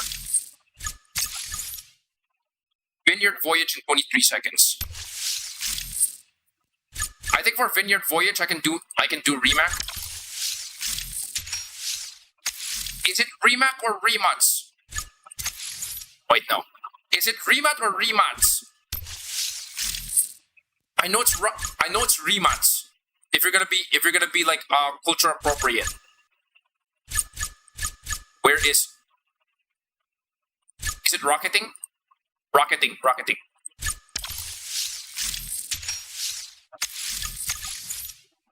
Leap up. This guy's on Evo, is he? There's no way you're not on Evo. So you know what? I'm gonna match you. Wait.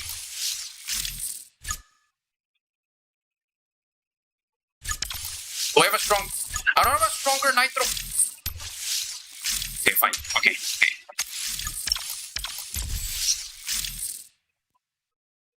Right.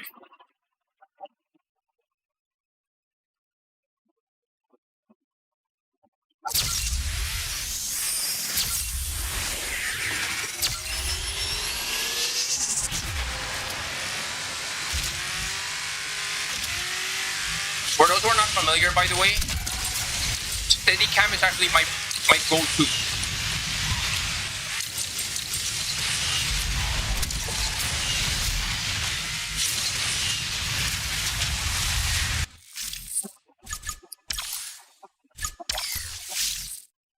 If we don't have the Coda Longa, that's another card to wait for. Yes. This time that wall ride actually wrecked me compared to that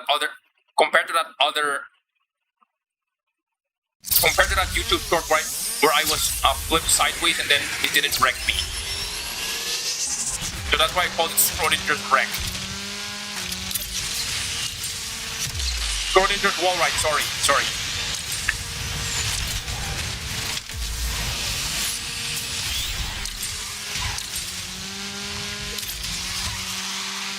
You son of a... Okay. So I'm currently on thin ice.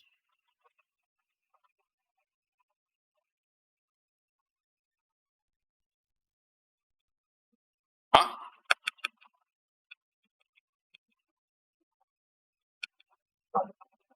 Oh.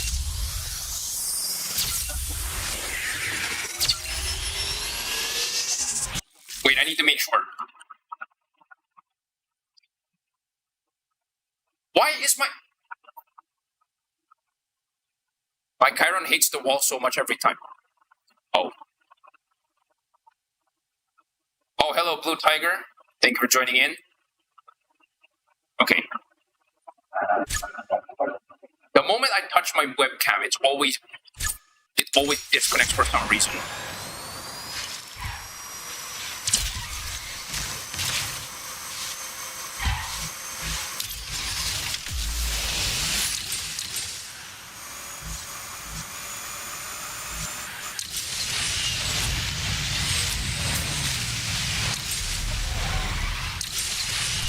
Okay. Technical difficulties. That always happens on my stream, unfortunately. So, okay. 30 seconds. Yes, from what I know, Hoitrong GT is also streaming right now. He could not join in.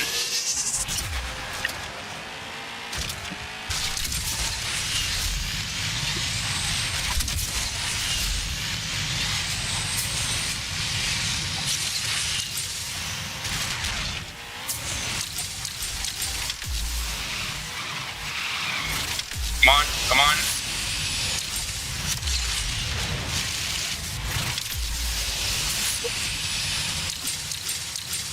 Nice. Okay. Sudden death. I don't even know if I'm gonna win this one. So this one's a sudden death.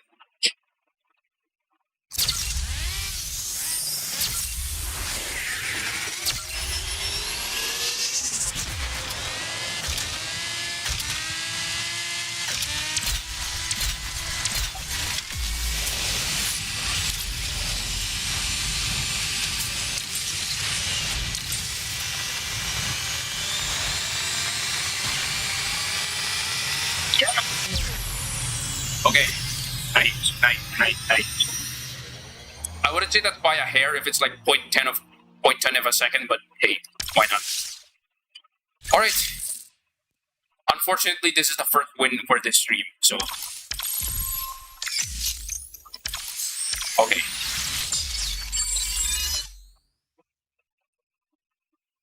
Two more. It's a good thing that it's a tumor and not cancer. 1194. Traditionally, for the Centenario, I would go with the... You don't have the time attack? I do. For the Centenario, I would typically go for neutral. But I decided to change out my... Because I don't have a better nitro... I don't have a better nitro part other than Featherlight normal nitro. I decided to change out my nitro gain for heavy flywheels. So because of that, my... What is this? The car is like heavier by a little bit. And therefore lower rank. But because Leap of Faith is a mostly straight track, that's not really going to matter much. So, yeah, so I went a little bit YOLO. 1194. 1201. Okay, so these two guys are up. Okay, you're up. Okay. 24 seconds run in the park. I'm actually not sure about. This is a very threatening time. 28 seconds La Boca. No questions asked. Wait, where is it?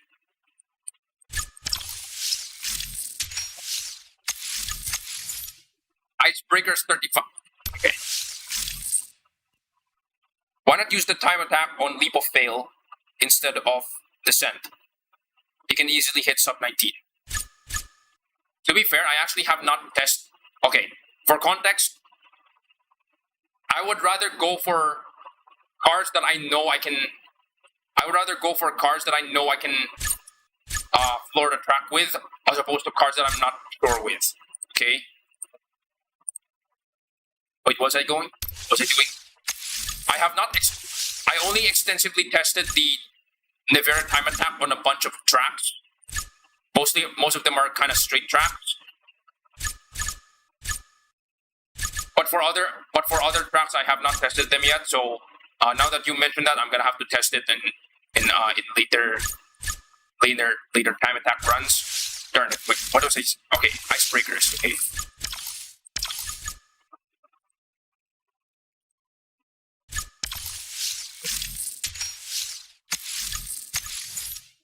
Revival. Okay, 25 seconds. I know this time.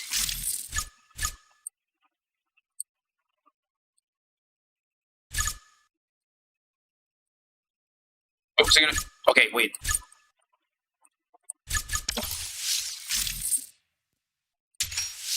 Yes, time attack Rex Gauntlet. I know, but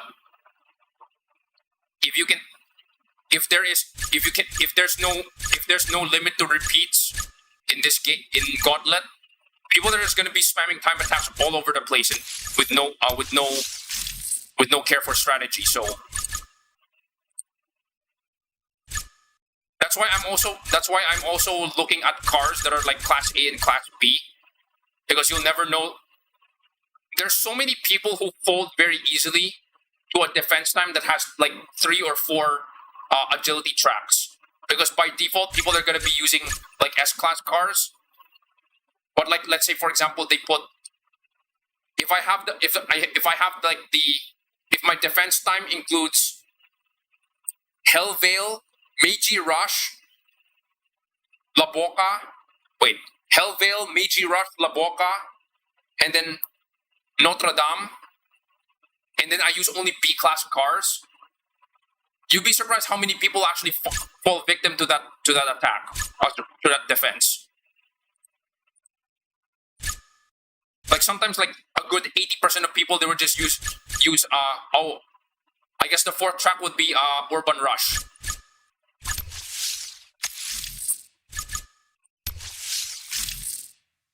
What's the car I use for Vineyard Voyage? Okay. Oh wait, I already have the Nevera, so I can't use it there. So this one's a big question mark. No.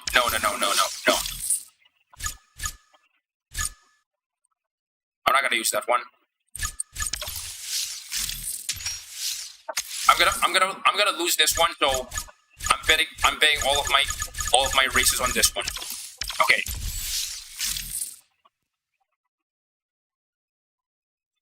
Okay.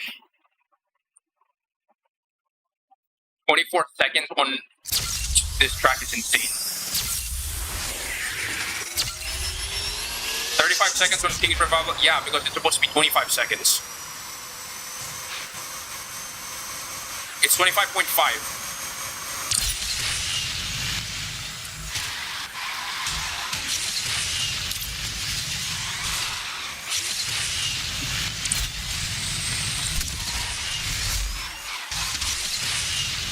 Okay, so, yeah, clearly we're gonna lose that one. Hey, stop. Okay.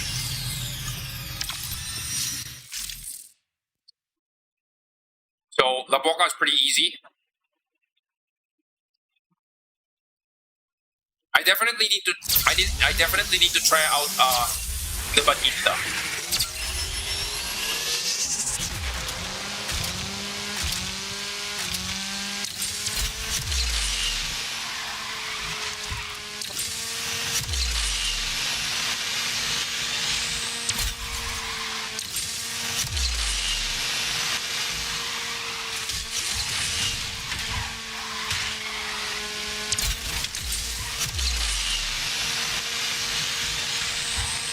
Okay.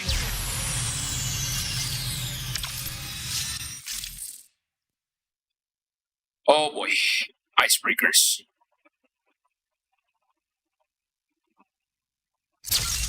The lag.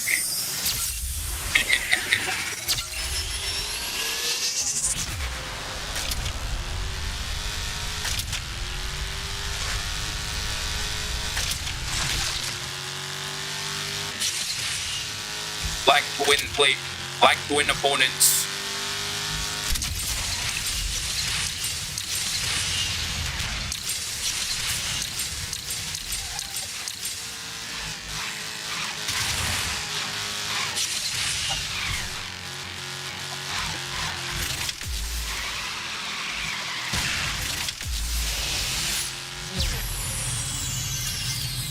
Alright.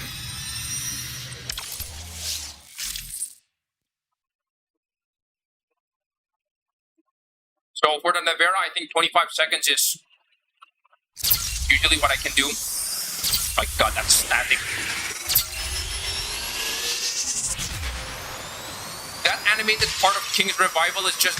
Sorry, that animated part on the Nevera decal is just Berlin noise. Dang it.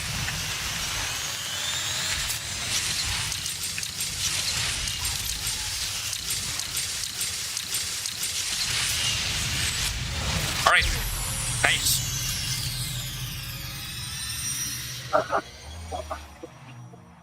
Yeah, surprisingly enough, Icebreakers is a very deceptive track, to be honest.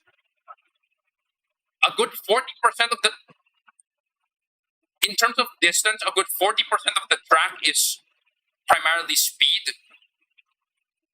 And then... No. 60% of the distance of the track is speed. And then the remaining 40 is like drifting. But because the drifting section is actually going to slow your car down, it's actually the other way around. So this is actually, so surprisingly enough, this is actually a cornering track, not a speed track.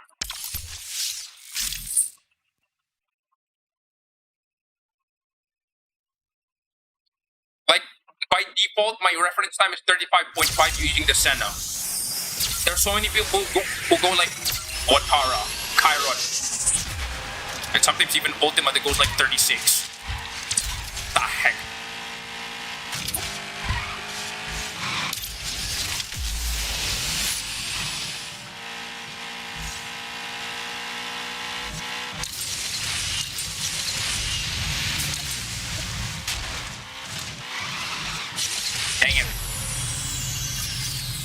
that was a pretty good time. However, I'm already much faster than this guy, so I already beat this guy. So, get. Is that the last of my tickets? No, it's not. Okay. Why did you have to place me in that?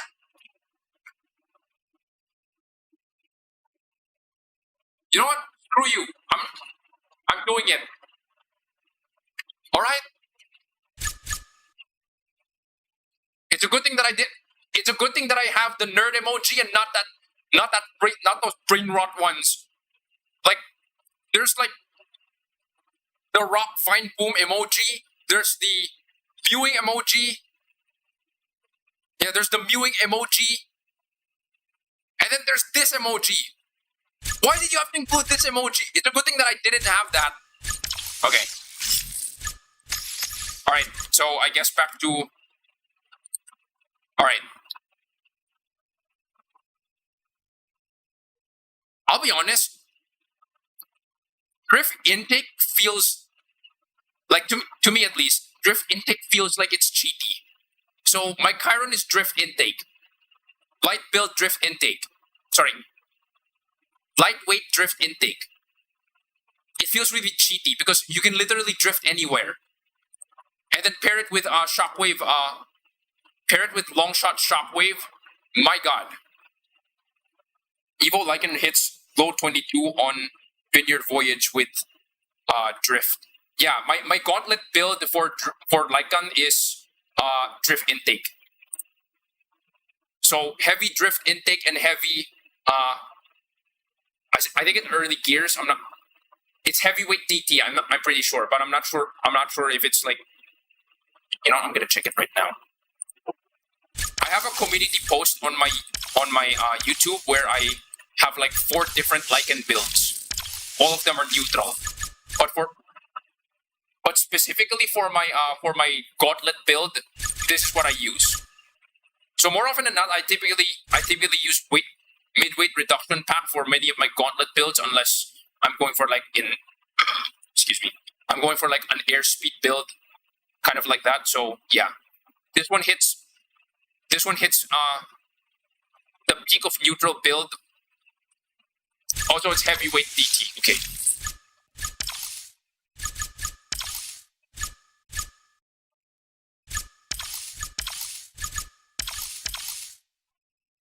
Why is cast iron late gearbox actually worse than regular heavyweight DT? Oh, you know what? Whatever. Okay.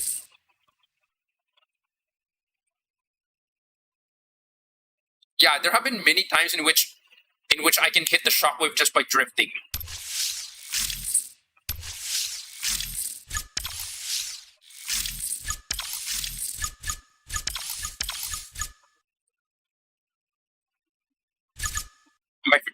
Okay. Okay. So as mentioned before, you guys have probably seen this timer over here. So we're gonna have to do that again. So hold on. Okay. There's currently 9 likes, so that's 4 more likes. Gonna have to.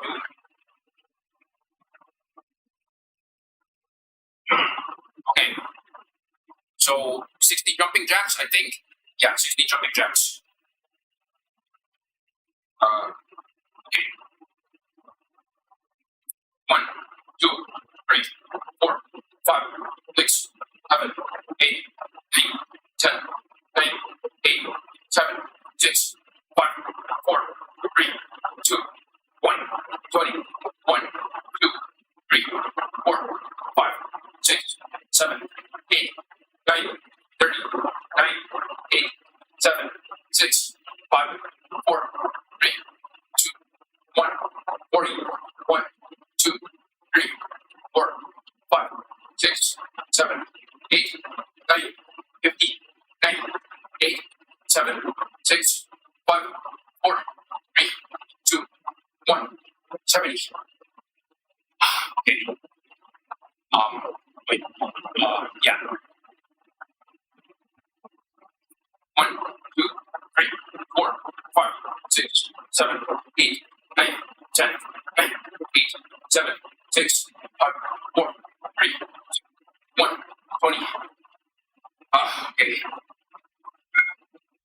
the ones who dropped the subscribe, I guess thank you for that subscribe, as well as the ones who dropped the like as well. Thank you for that too.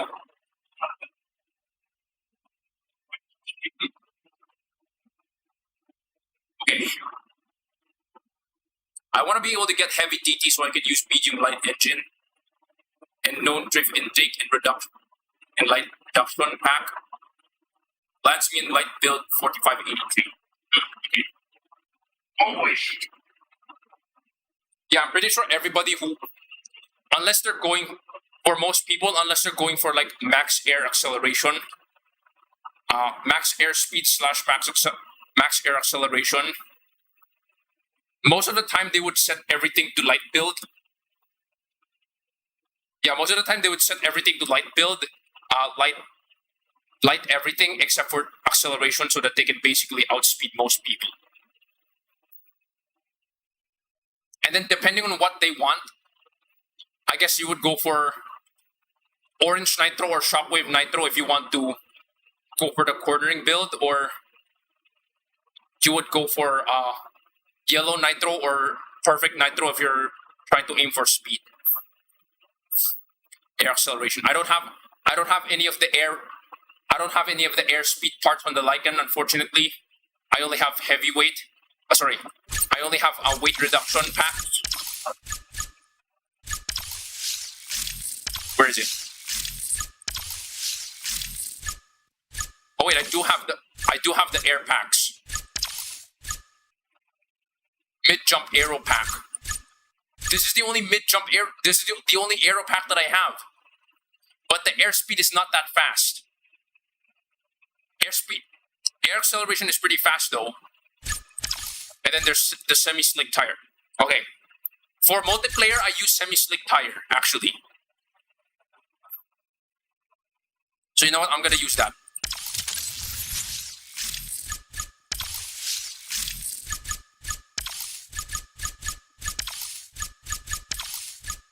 So this is my multiplayer build. As I said before, this is, if I want cornering, if I want to focus on cornering, I would go with this one. Specifically on cornering. But if I want to go like, it fits any situation, like in multiplayer, I would go with Universal. Oh, there's even Perfect Nitro. Now, if I want the Perfect Nitro's cringe build, I can do that as well, using Heavy Core Perfect Nitro. Perfect Nitro's cringe. So with the Perfect Nitro's cringe build, this can go, I think, oh, that's how fast it can go, yeah. This is the fastest it can go with the Perfect Nitro's cringe build. But most of the time I can't, unless I'm using San Diego or Norway. That usually doesn't happen, so I usually go with Explosive Nitro. Okay. Perfect Nitro's cringe. I mean, the way how I use it in those shorts is definitely cringe. So, okay. We're gonna do 30 minutes remaining of multiplayer.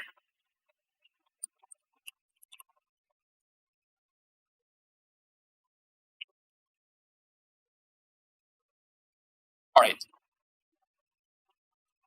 The amount of time I miss the Perfect Nitro event goes simply because I don't use that with S-Class cars. Well, unless if you're using a favorite Lamborghini of mine, hashtag CN is trash. Then I use that a lot. Glad they did something with the Team Pursuit last season. Yes.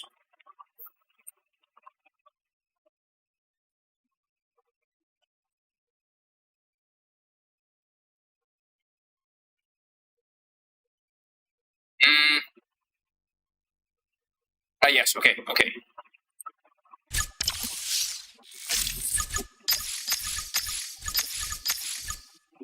Alright. So,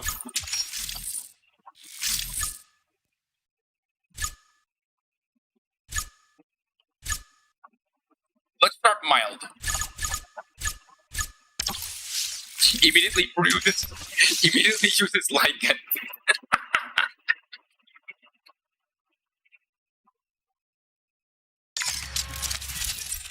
Immediately uses Lycan.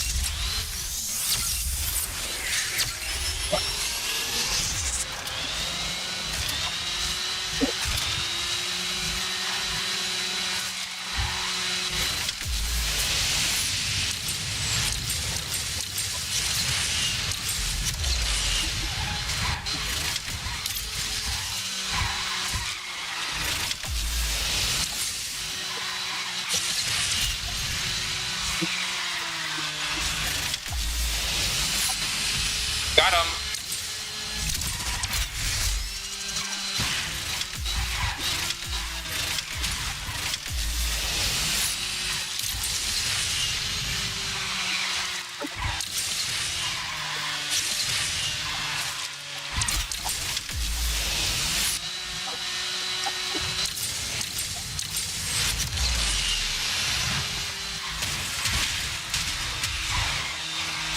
Okay. Oh well, too bad.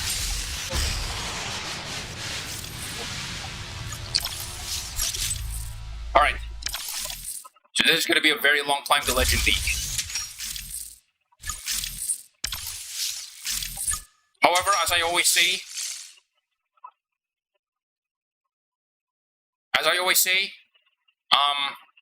what is this? I don't always hit Legend League, to be fair. My goal usually is hit top 2500 because usually the rewards of top 2500 is more than getting a Legend League, so yeah. All Caribbean. Okay. This is gonna be paid for the Lycan.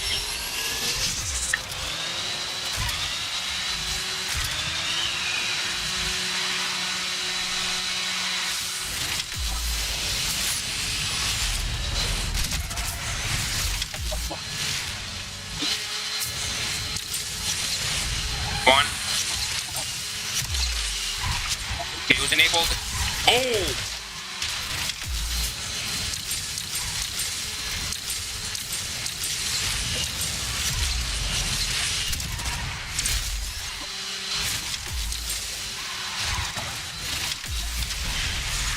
Okay.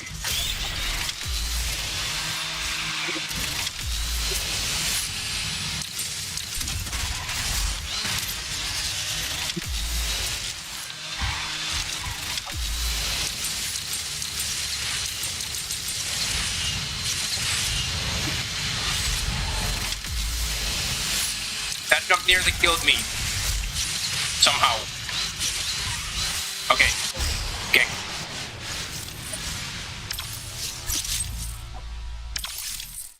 Okay, so that didn't work.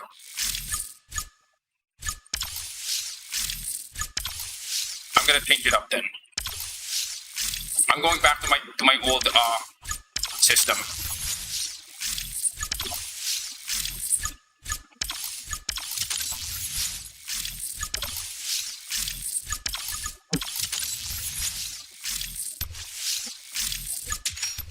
Okay.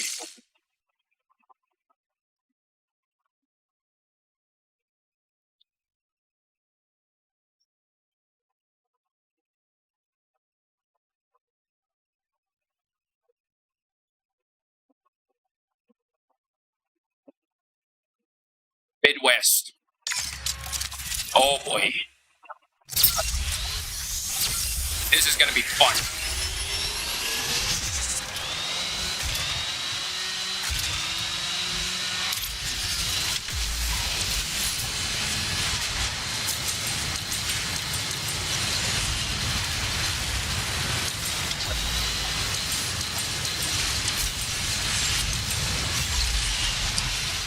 Payload enabled.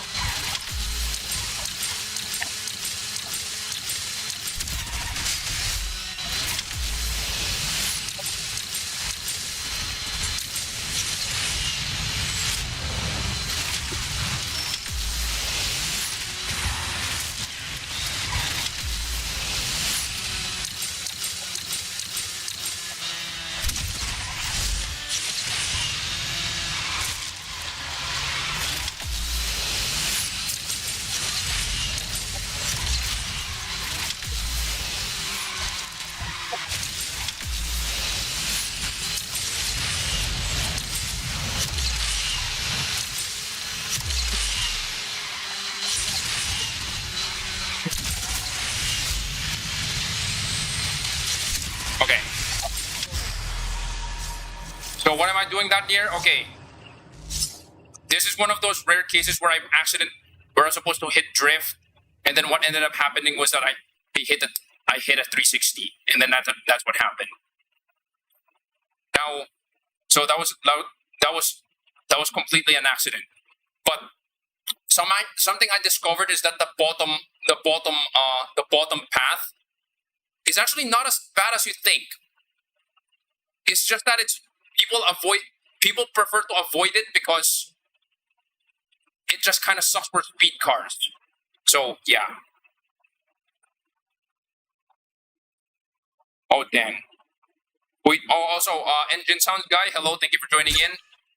Yeah, I know you were also streaming. Guys, decide I stream on my alt account or my normal account today. If you're not sure and the stream cannot decide for you, my suggestion: flip a coin, or find a coin flip out. Find a coin flip out app in the find a coin flip app in the internet or something. I'm not sure. Okay. The bottom in Whirlwind Curve, the bottom path isn't as bad as you think. It's just that it just kind of sucks for speed cars. That's what I noticed. Because there was a time that I got knocked off with my fork, and I still ended up like several milliseconds behind the guy who knocked me off.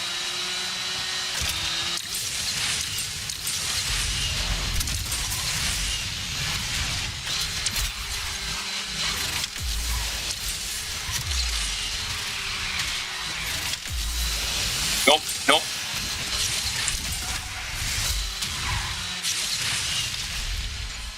Of course.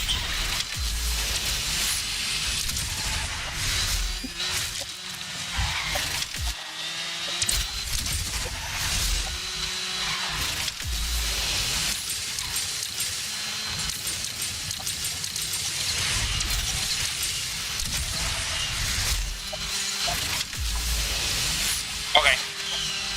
Finished the race and then got wrecked. I'm gonna be doing private lobbies. Unfortunately, probably not. I'm just currently speedrunning my way to Legend League if I can. And I currently have like probably 25 minutes.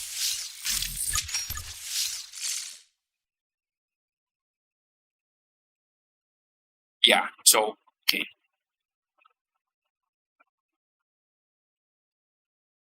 Did you know Overload Lycan can drift? Oh, I know. What's throwing me off so much? It's the action cam. Okay. I exclusively use action cam only on what is this? I exclusively use action cam on classic. My main cam is actually steady when it's not classic, because I need to see guys in front of me who are probably attempting to KO me.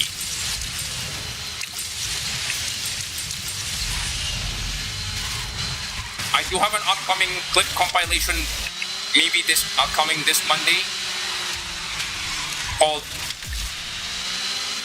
"Stop Blocking Me." I think somebody. Okay, that was like a Bluetooth KO or something.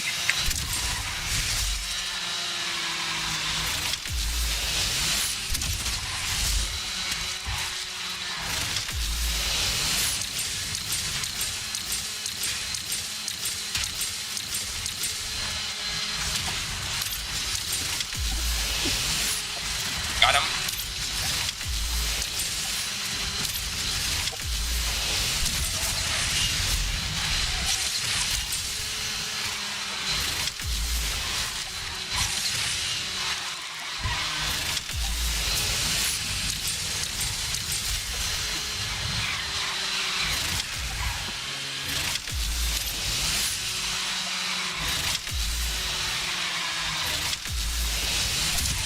Last place to fourth place, not bad.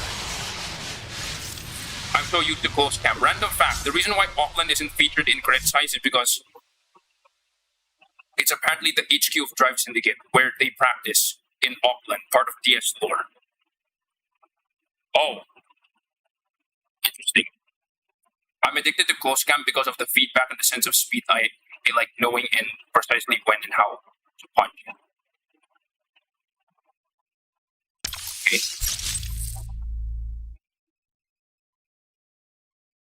Okay.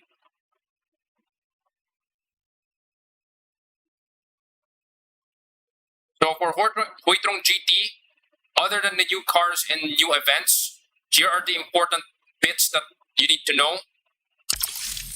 Number one, they're adding Ghost Slipstream back into the MP rotation. My God, finally. Number two, they're planning to add new tracks in Gauntlet. Finally, which means Chicago is going to show up.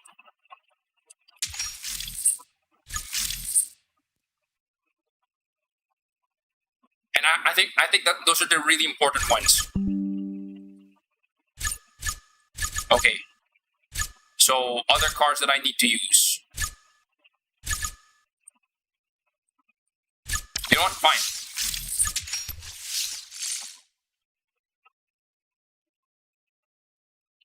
Drift canceling. Are you talking about when I make a bad jump and then I use drift to unscrew myself up? Yes, I do that. Ironclad descent. Oh boy.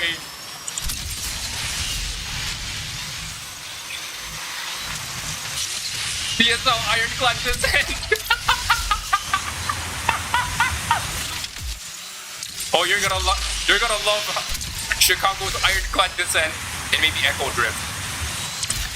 But Ironclad descent, my God.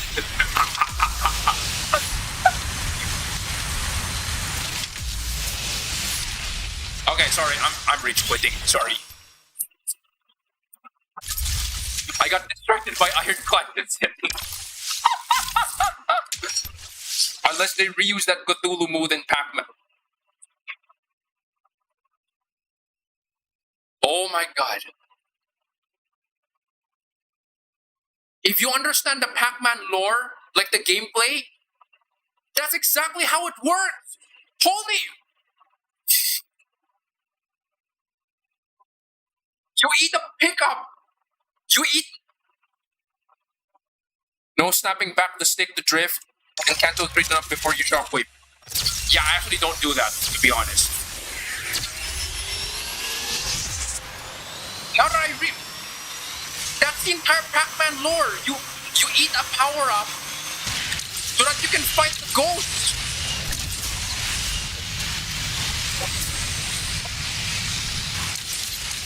That actually lines up.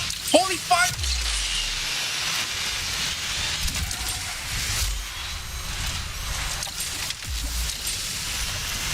Okay.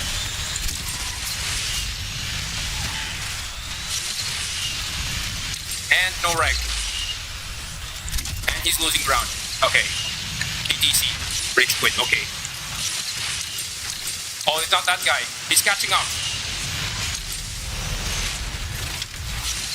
Oh, it's a different guy. Okay, never mind.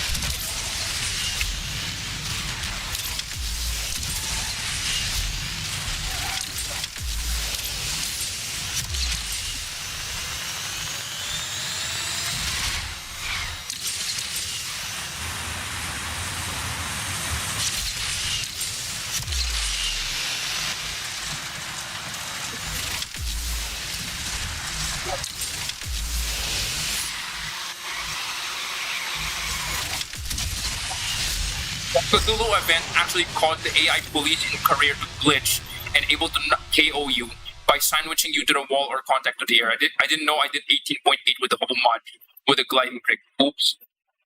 That I actually leaked lol. It's like transmission.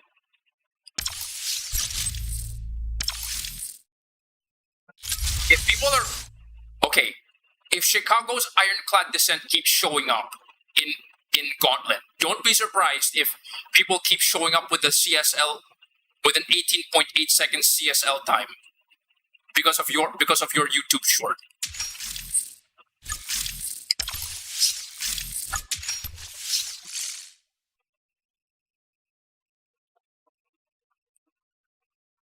for context, Chicago is actually the slowest track in the game. Well, specifically only.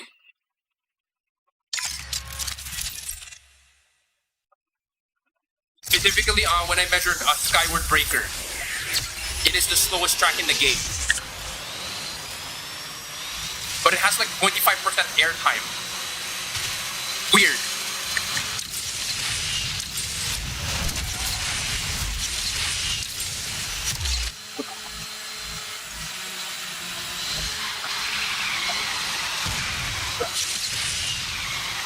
Oh, this corner. Come on.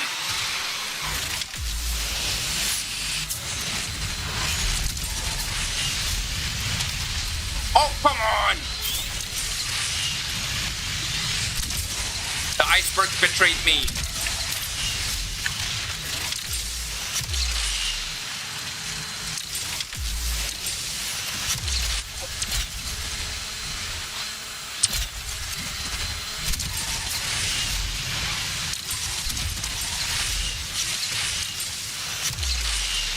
The iceberg freaking betrayed me.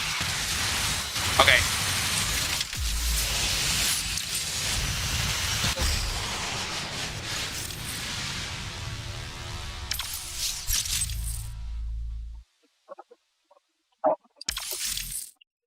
Chicago is perfectly drivable, which is stock Tryon. Everybody has skill issue. Okay. The reason why Chicago is actually the slowest track.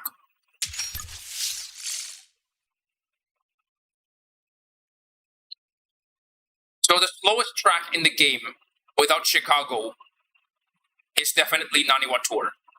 Or rather, no, sorry. It's definitely Osaka. I have not tested the other cornering tracks yet. But Osaka has a serious lack of airtime that allows you to go like faster than your top speed. That it's kind of difficult to actually keep up your speed, especially with all of the corners.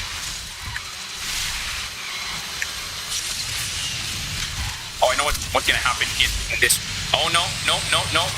Okay, got him. Okay, that almost got me. If you guys are familiar with the Hammer Guy short lore, you know for sure what that jump was. So I was preemptively dodging that Lycan.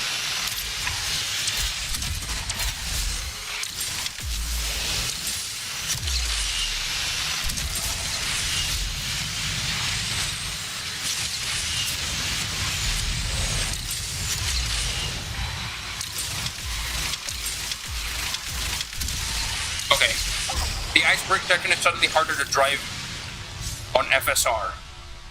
Almost every time I wreck on it, did they do something with it? I have a feeling they saw my YouTube short. Okay. So let's shift out of neutral.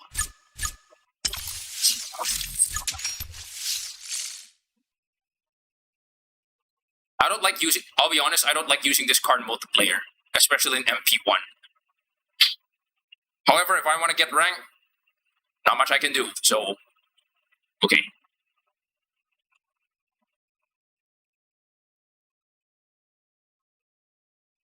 Oh, come on. Wait, Auckland? Oh, okay.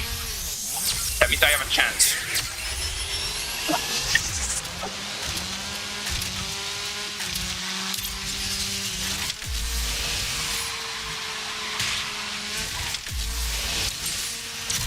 Assuming I don't screw up and nobody catches up to me, which is unlikely, I'm gonna be reasonably okay.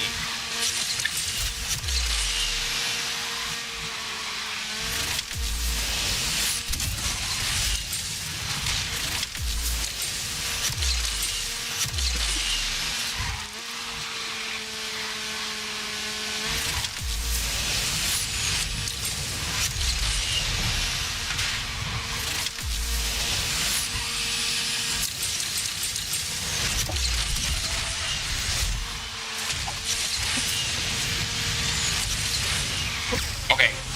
I got yoinked. Okay. I'm 2 epics away from Evo Chiron. Okay. The reason why the Chiron is actually deliberately a unicorn is because during the early days, like in 2018, 2019, there was a lot of events, and there was a lot of times when the Chiron is featured as a special event. So in total, at the moment, I think the Chiron is featured, the Chiron SE has been featured a grand total of 5, or a big special event that features the Chiron has been featured like a grand total of 5 times. At least 4 times, but 5 times at most. I recorded some acceleration test with the JCap. Mind if I ask you to crunch some numbers and graph? Okay, sure, why not? I'll do that after the stream. If you want, maybe upload the video to me and then I'll hopefully crunch it tomorrow.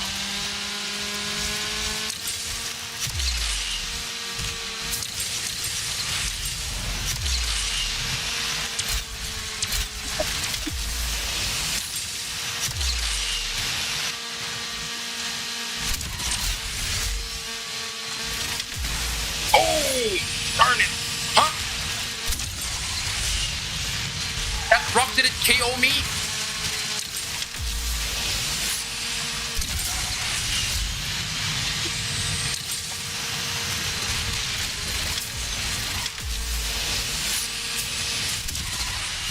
Okay. You almost got me.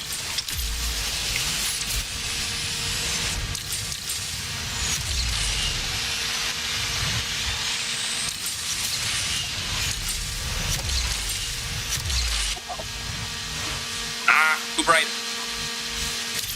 Nope, nope, nope, nope, nope, nope. Got him. You'll never take me alive. Okay. That glyph face is actually extra airtime. It will not wreck you. Alright, nice, nice. Mom, get the camera.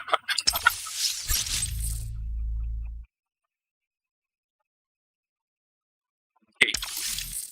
I thought that side would actually KO me for some reason. My god. Okay.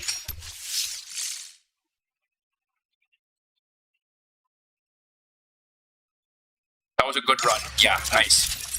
Oh boy, Nani. Wait. Nani? This guy again.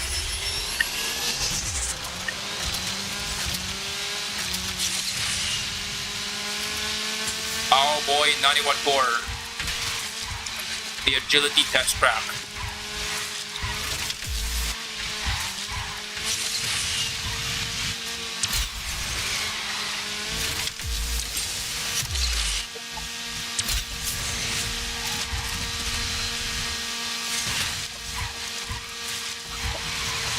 I was using the remap Nevera here, and somebody overtook me by wall riding. And that somebody was using a G-cap. Okay, you can have it.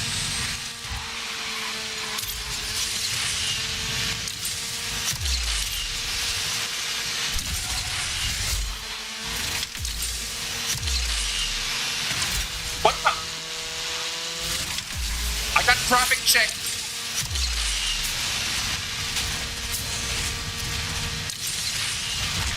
Wait, somebody crashed. Okay, nice, nice. Triple jump skill filter. Hanshin Expressway. Okay. And of course, somebody was using a J-cap. Wait, is this J-caps?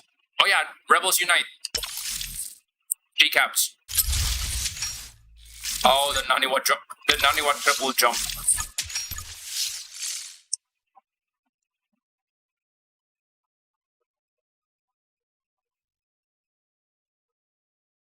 Wait, Singapore. Oh boy, Singapore. This is gonna be fun. Concert postly. Okay, so after this, Naniwa, by the way, is actually one of the older names of Osaka. That's why they call it Naniwa Tour.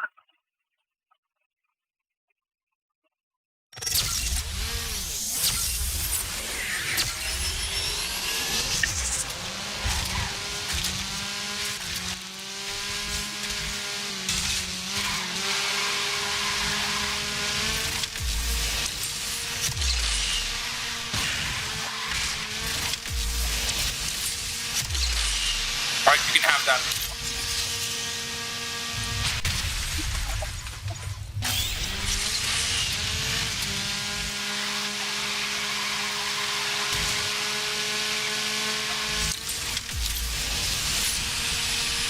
Come on.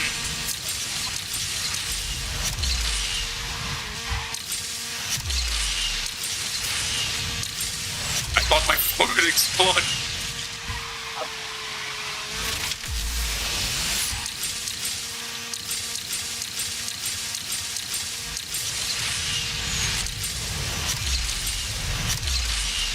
Singapore actually looked good in HDR.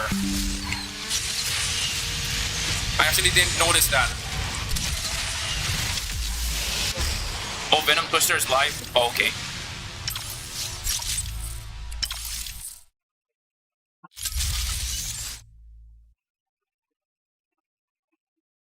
The laggiest map of all. How poor. Shakes the cooling fan to the core.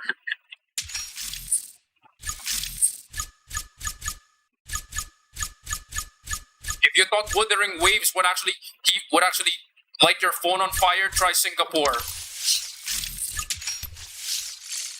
No. Try Singapore, open Aquarium Sprint, and then stay there. That is actually the laggiest place in Asphalt. I'm not even joking.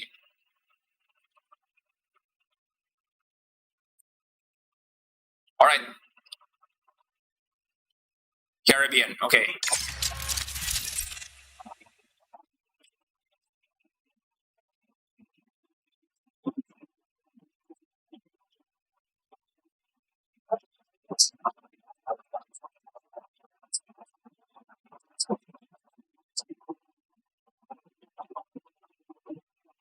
Iron. What I was wondering what video editing software do I use? DaVinci. And then I also use Handbrake. I use Handbrake to basically archive most of my footage and also to send clips on the Asphalt Discord. KO's on.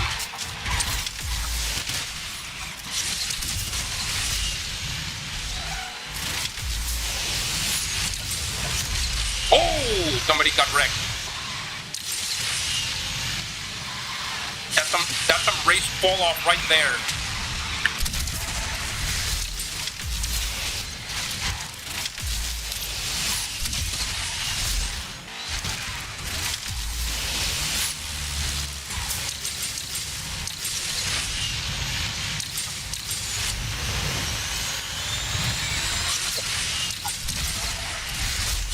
Alright, nice. Shanghai being more bright and the least laggiest is surprising, so vibrant. I like both maps. DaVinci, no it's not. You can literally use DaVinci Resolve for free. It's the free tier.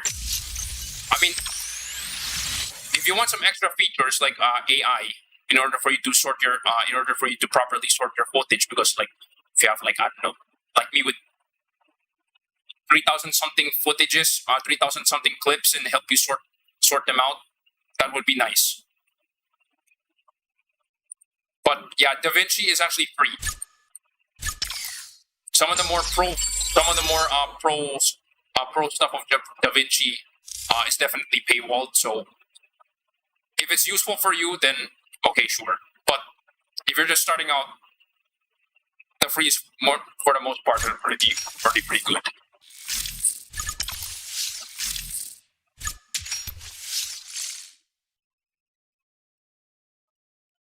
So the reason why I call it the Chiron.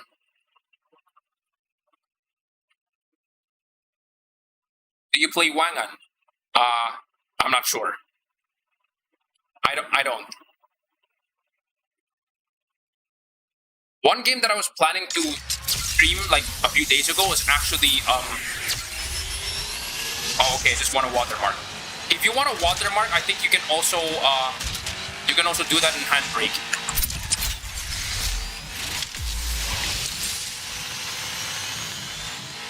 There are surprisingly a lot of things that you can do.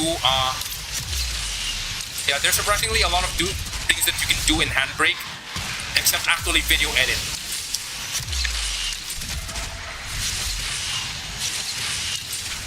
Nope. Ha, got him.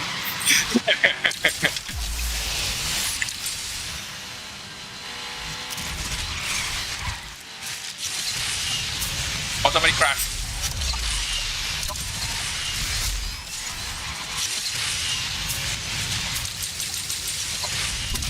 And the guy behind me crashed. Okay. Okay, +7. Nice. Wait, no. I think I have not tried putting watermarks on my videos using Handbrake. Maybe I've not explored it yet. I think it can do that, but I vaguely remember I have not used Handbrake to watermark.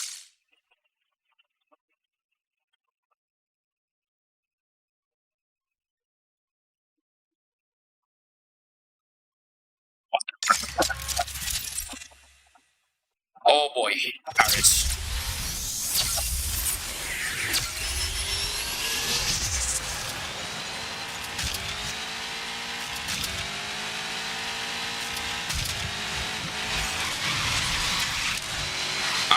Lag.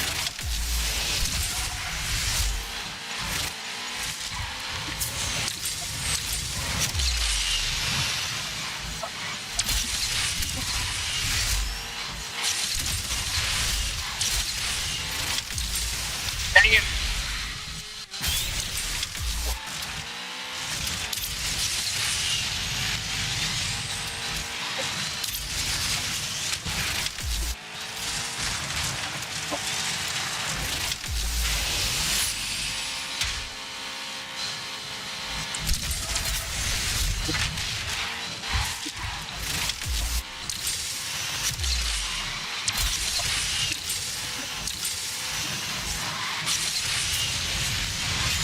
Okay.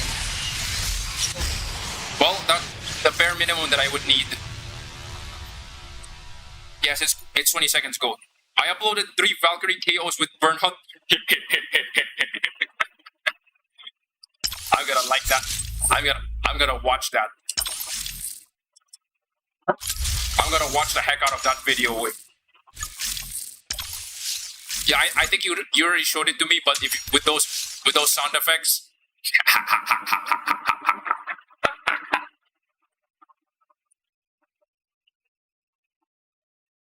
Surprisingly enough, you'd be surprised how laggy is Paris. My guess is that Paris is a very, very big track. That's only my guess, though. I'm not really sure about why Paris is so laggy. Pipe vector. Oh boy. Oh wait, it starts at the. Yeah, it's pretty good. Okay, so it starts at the entrance. That's okay. If the main track involves the entrance, that's gonna be a problem.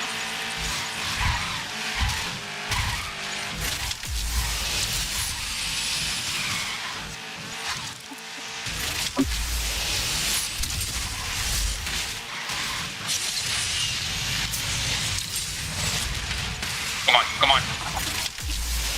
Got him. No.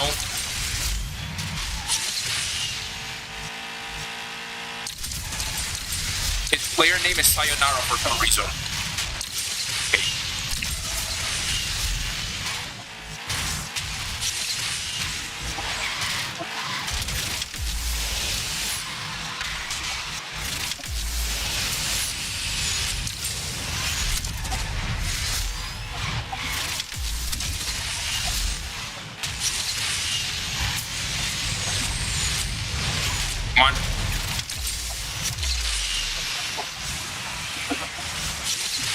What crashed? Okay, I tried my best to recreate the KOs from Burnout 3.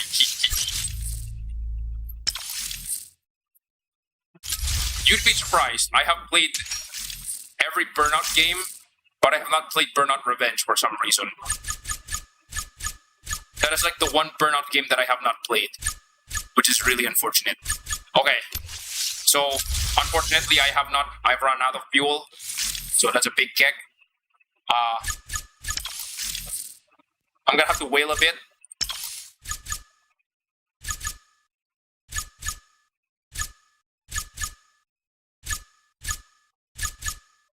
Where is it?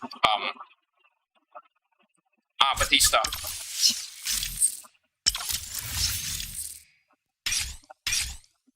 So I was able to get the Batista 6 stars because of the 2-shake event.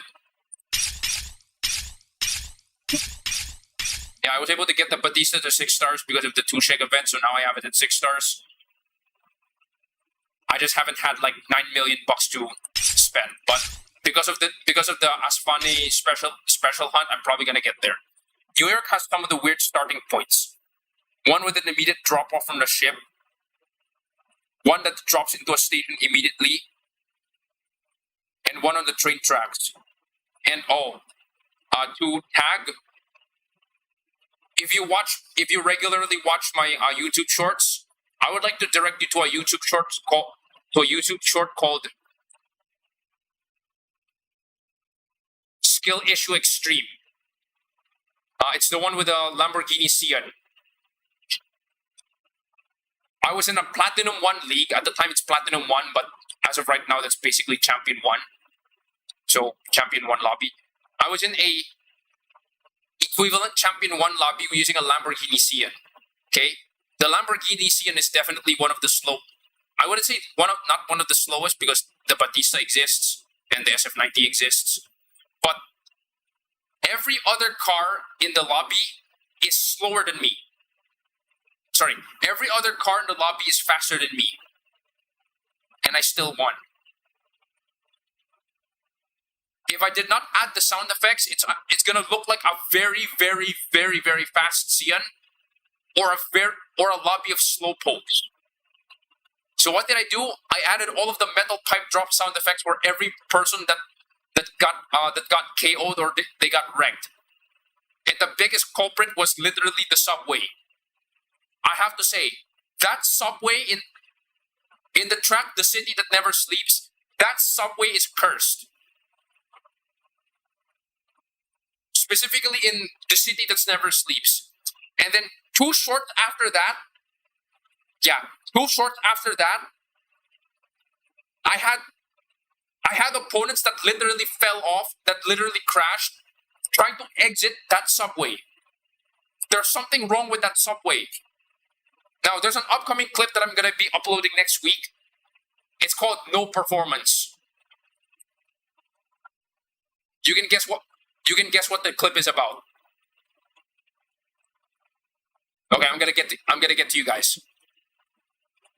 I was in a lobby with I'm Performance 25, the guy who's now currently discussing how good a car is. Since Asphalt 1327, Mr. Likes Behind isn't doing much Asphalt content these days. He still is, but just not as much. I was in a lobby with I'm Performance 25, and what happened was, trying to exit the lobby, I performed a 360, and I knocked him off. He immediately rage quitted. That's what happened. And what was the car I was using? A CCXR. Hashtag no performance. Like this is as bad as showing Sepia using an Imperium and absolutely getting defeated by a beach cave. So yeah, there's that. So anyway, Dini has made so many models that are almost identical, if not for the slight kit.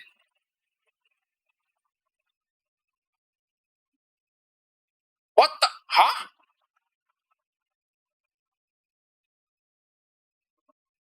Okay.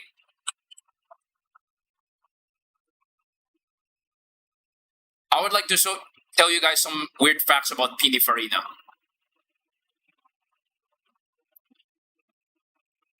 Pininfarina is an Italian company.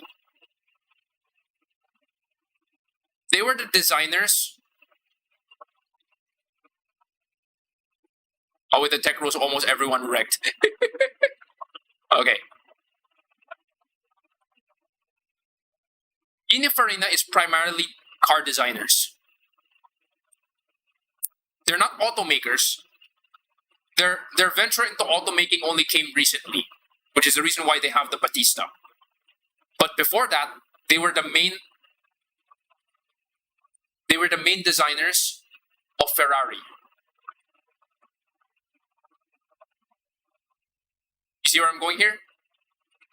So they parted with Ferrari and they got bought out by an Indian company for some strange reason. So technically speaking, Pininfarina is Italian, but they're backed by Indian money.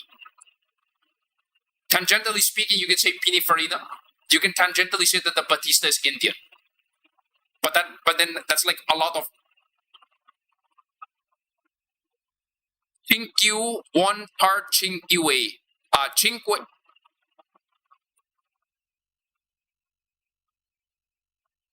Cinquanta cinque. I recognize cinque. Cinque is 5 because I know from the zone the cinque.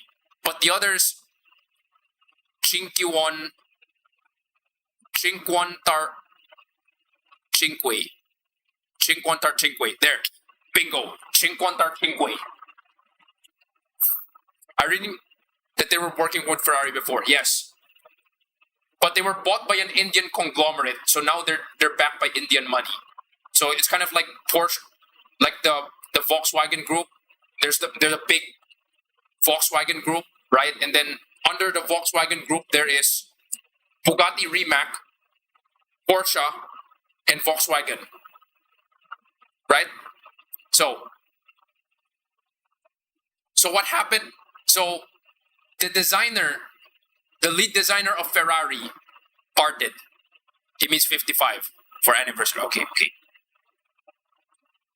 The lead designer of the design company that was doing Ferrari basically parted ways with Ferrari. So now what happened? They hired Jony Ive.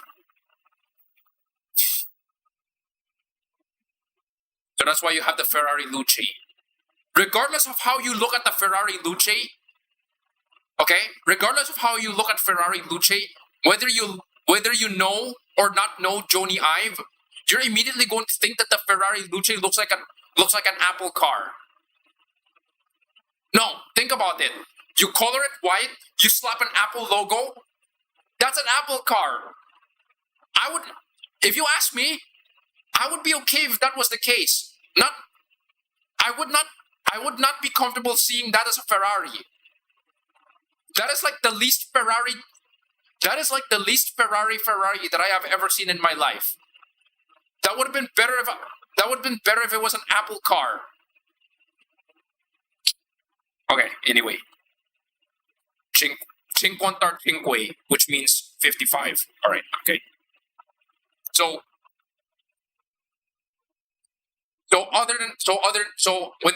starting from that, when they were backed by Indian money, I guess they started making their own cars. But they're primarily just hypercars like the Battista. And besides, you know what they say? Don't fix what ain't broke, right? Now, obviously, they cannot just simply straight up copy paste what they've been doing with Ferrari, because that's Ferrari's design. You can look at the Ferrari Enzo, and you can look at the Ferrari Enzo, and then you can look at the LaFerrari, and you can immediately see that that's a Ferrari, right? So if they're gonna do something similar, then that's gonna be a ripoff. Well, unless you're BYD, because surprisingly enough, okay, my family owns a BYD car. So you know for sure that we have one BYD car that literally looks like a baby face Huracan. You know what, guys? Let me show you guys.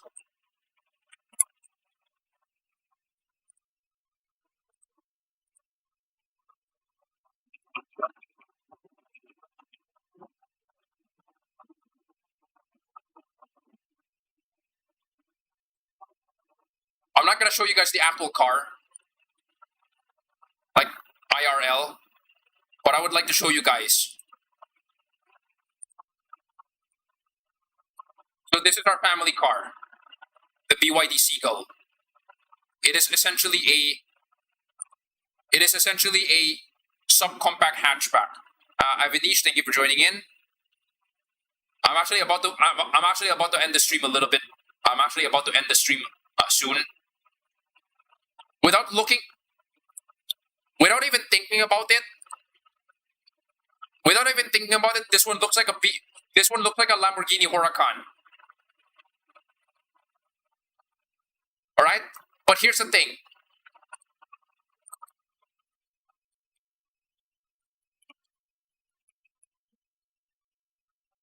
So BYD is a Chinese company. Right? But here's the thing.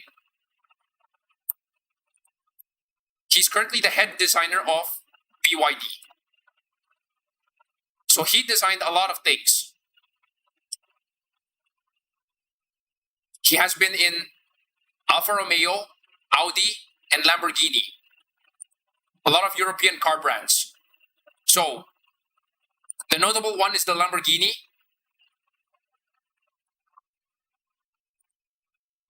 So what is this?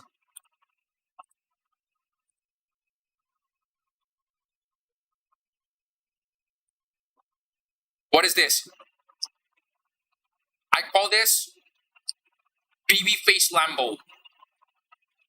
It looks like a baby Lambo. So yeah. Okay. It kind of does look like a Huracan and a bit of the smart car. Oh yeah, the smart car. I knew about that. We always wish that the smart car actually showed up in the country. Wow, he designed the 8C. Damn. Okay.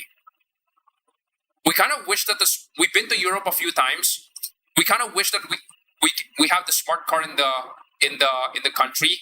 But the problem is that it's good for parking for people with parking skill issue, but it's not good for the flooding. It's gonna be a pain for flooding. So we seriously considered a two-door car, like a two-seater car. Excuse me. We considered a two-seater car. However, I think that's too small. Lo and behold, we had a neighbor who bought a two-seater car. I'm not even kidding. It's a two-seater car, like a jet or ice cream. Lo and behold, they got rear-ended.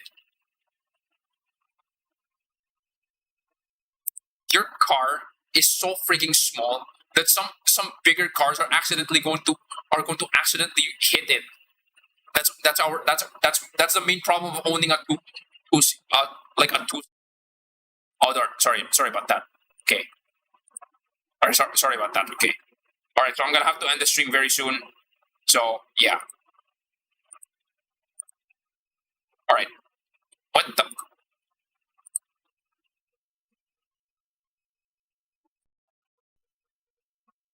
Okay. Keep forgetting about that. Okay. So wait.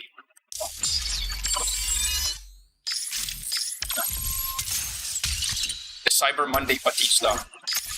Wow.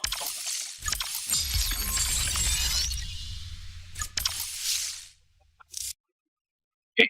What do you mean? Hope they have insurance? Look.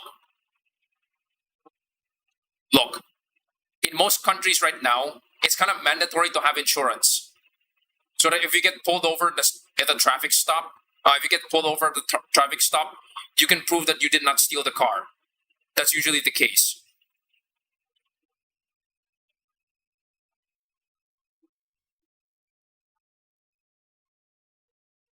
Asmongold kind of proven that if you're willing to break if you're willing to commit like really big crimes, that means you're also okay with committing smaller crimes, or rather, it's like it's a pattern.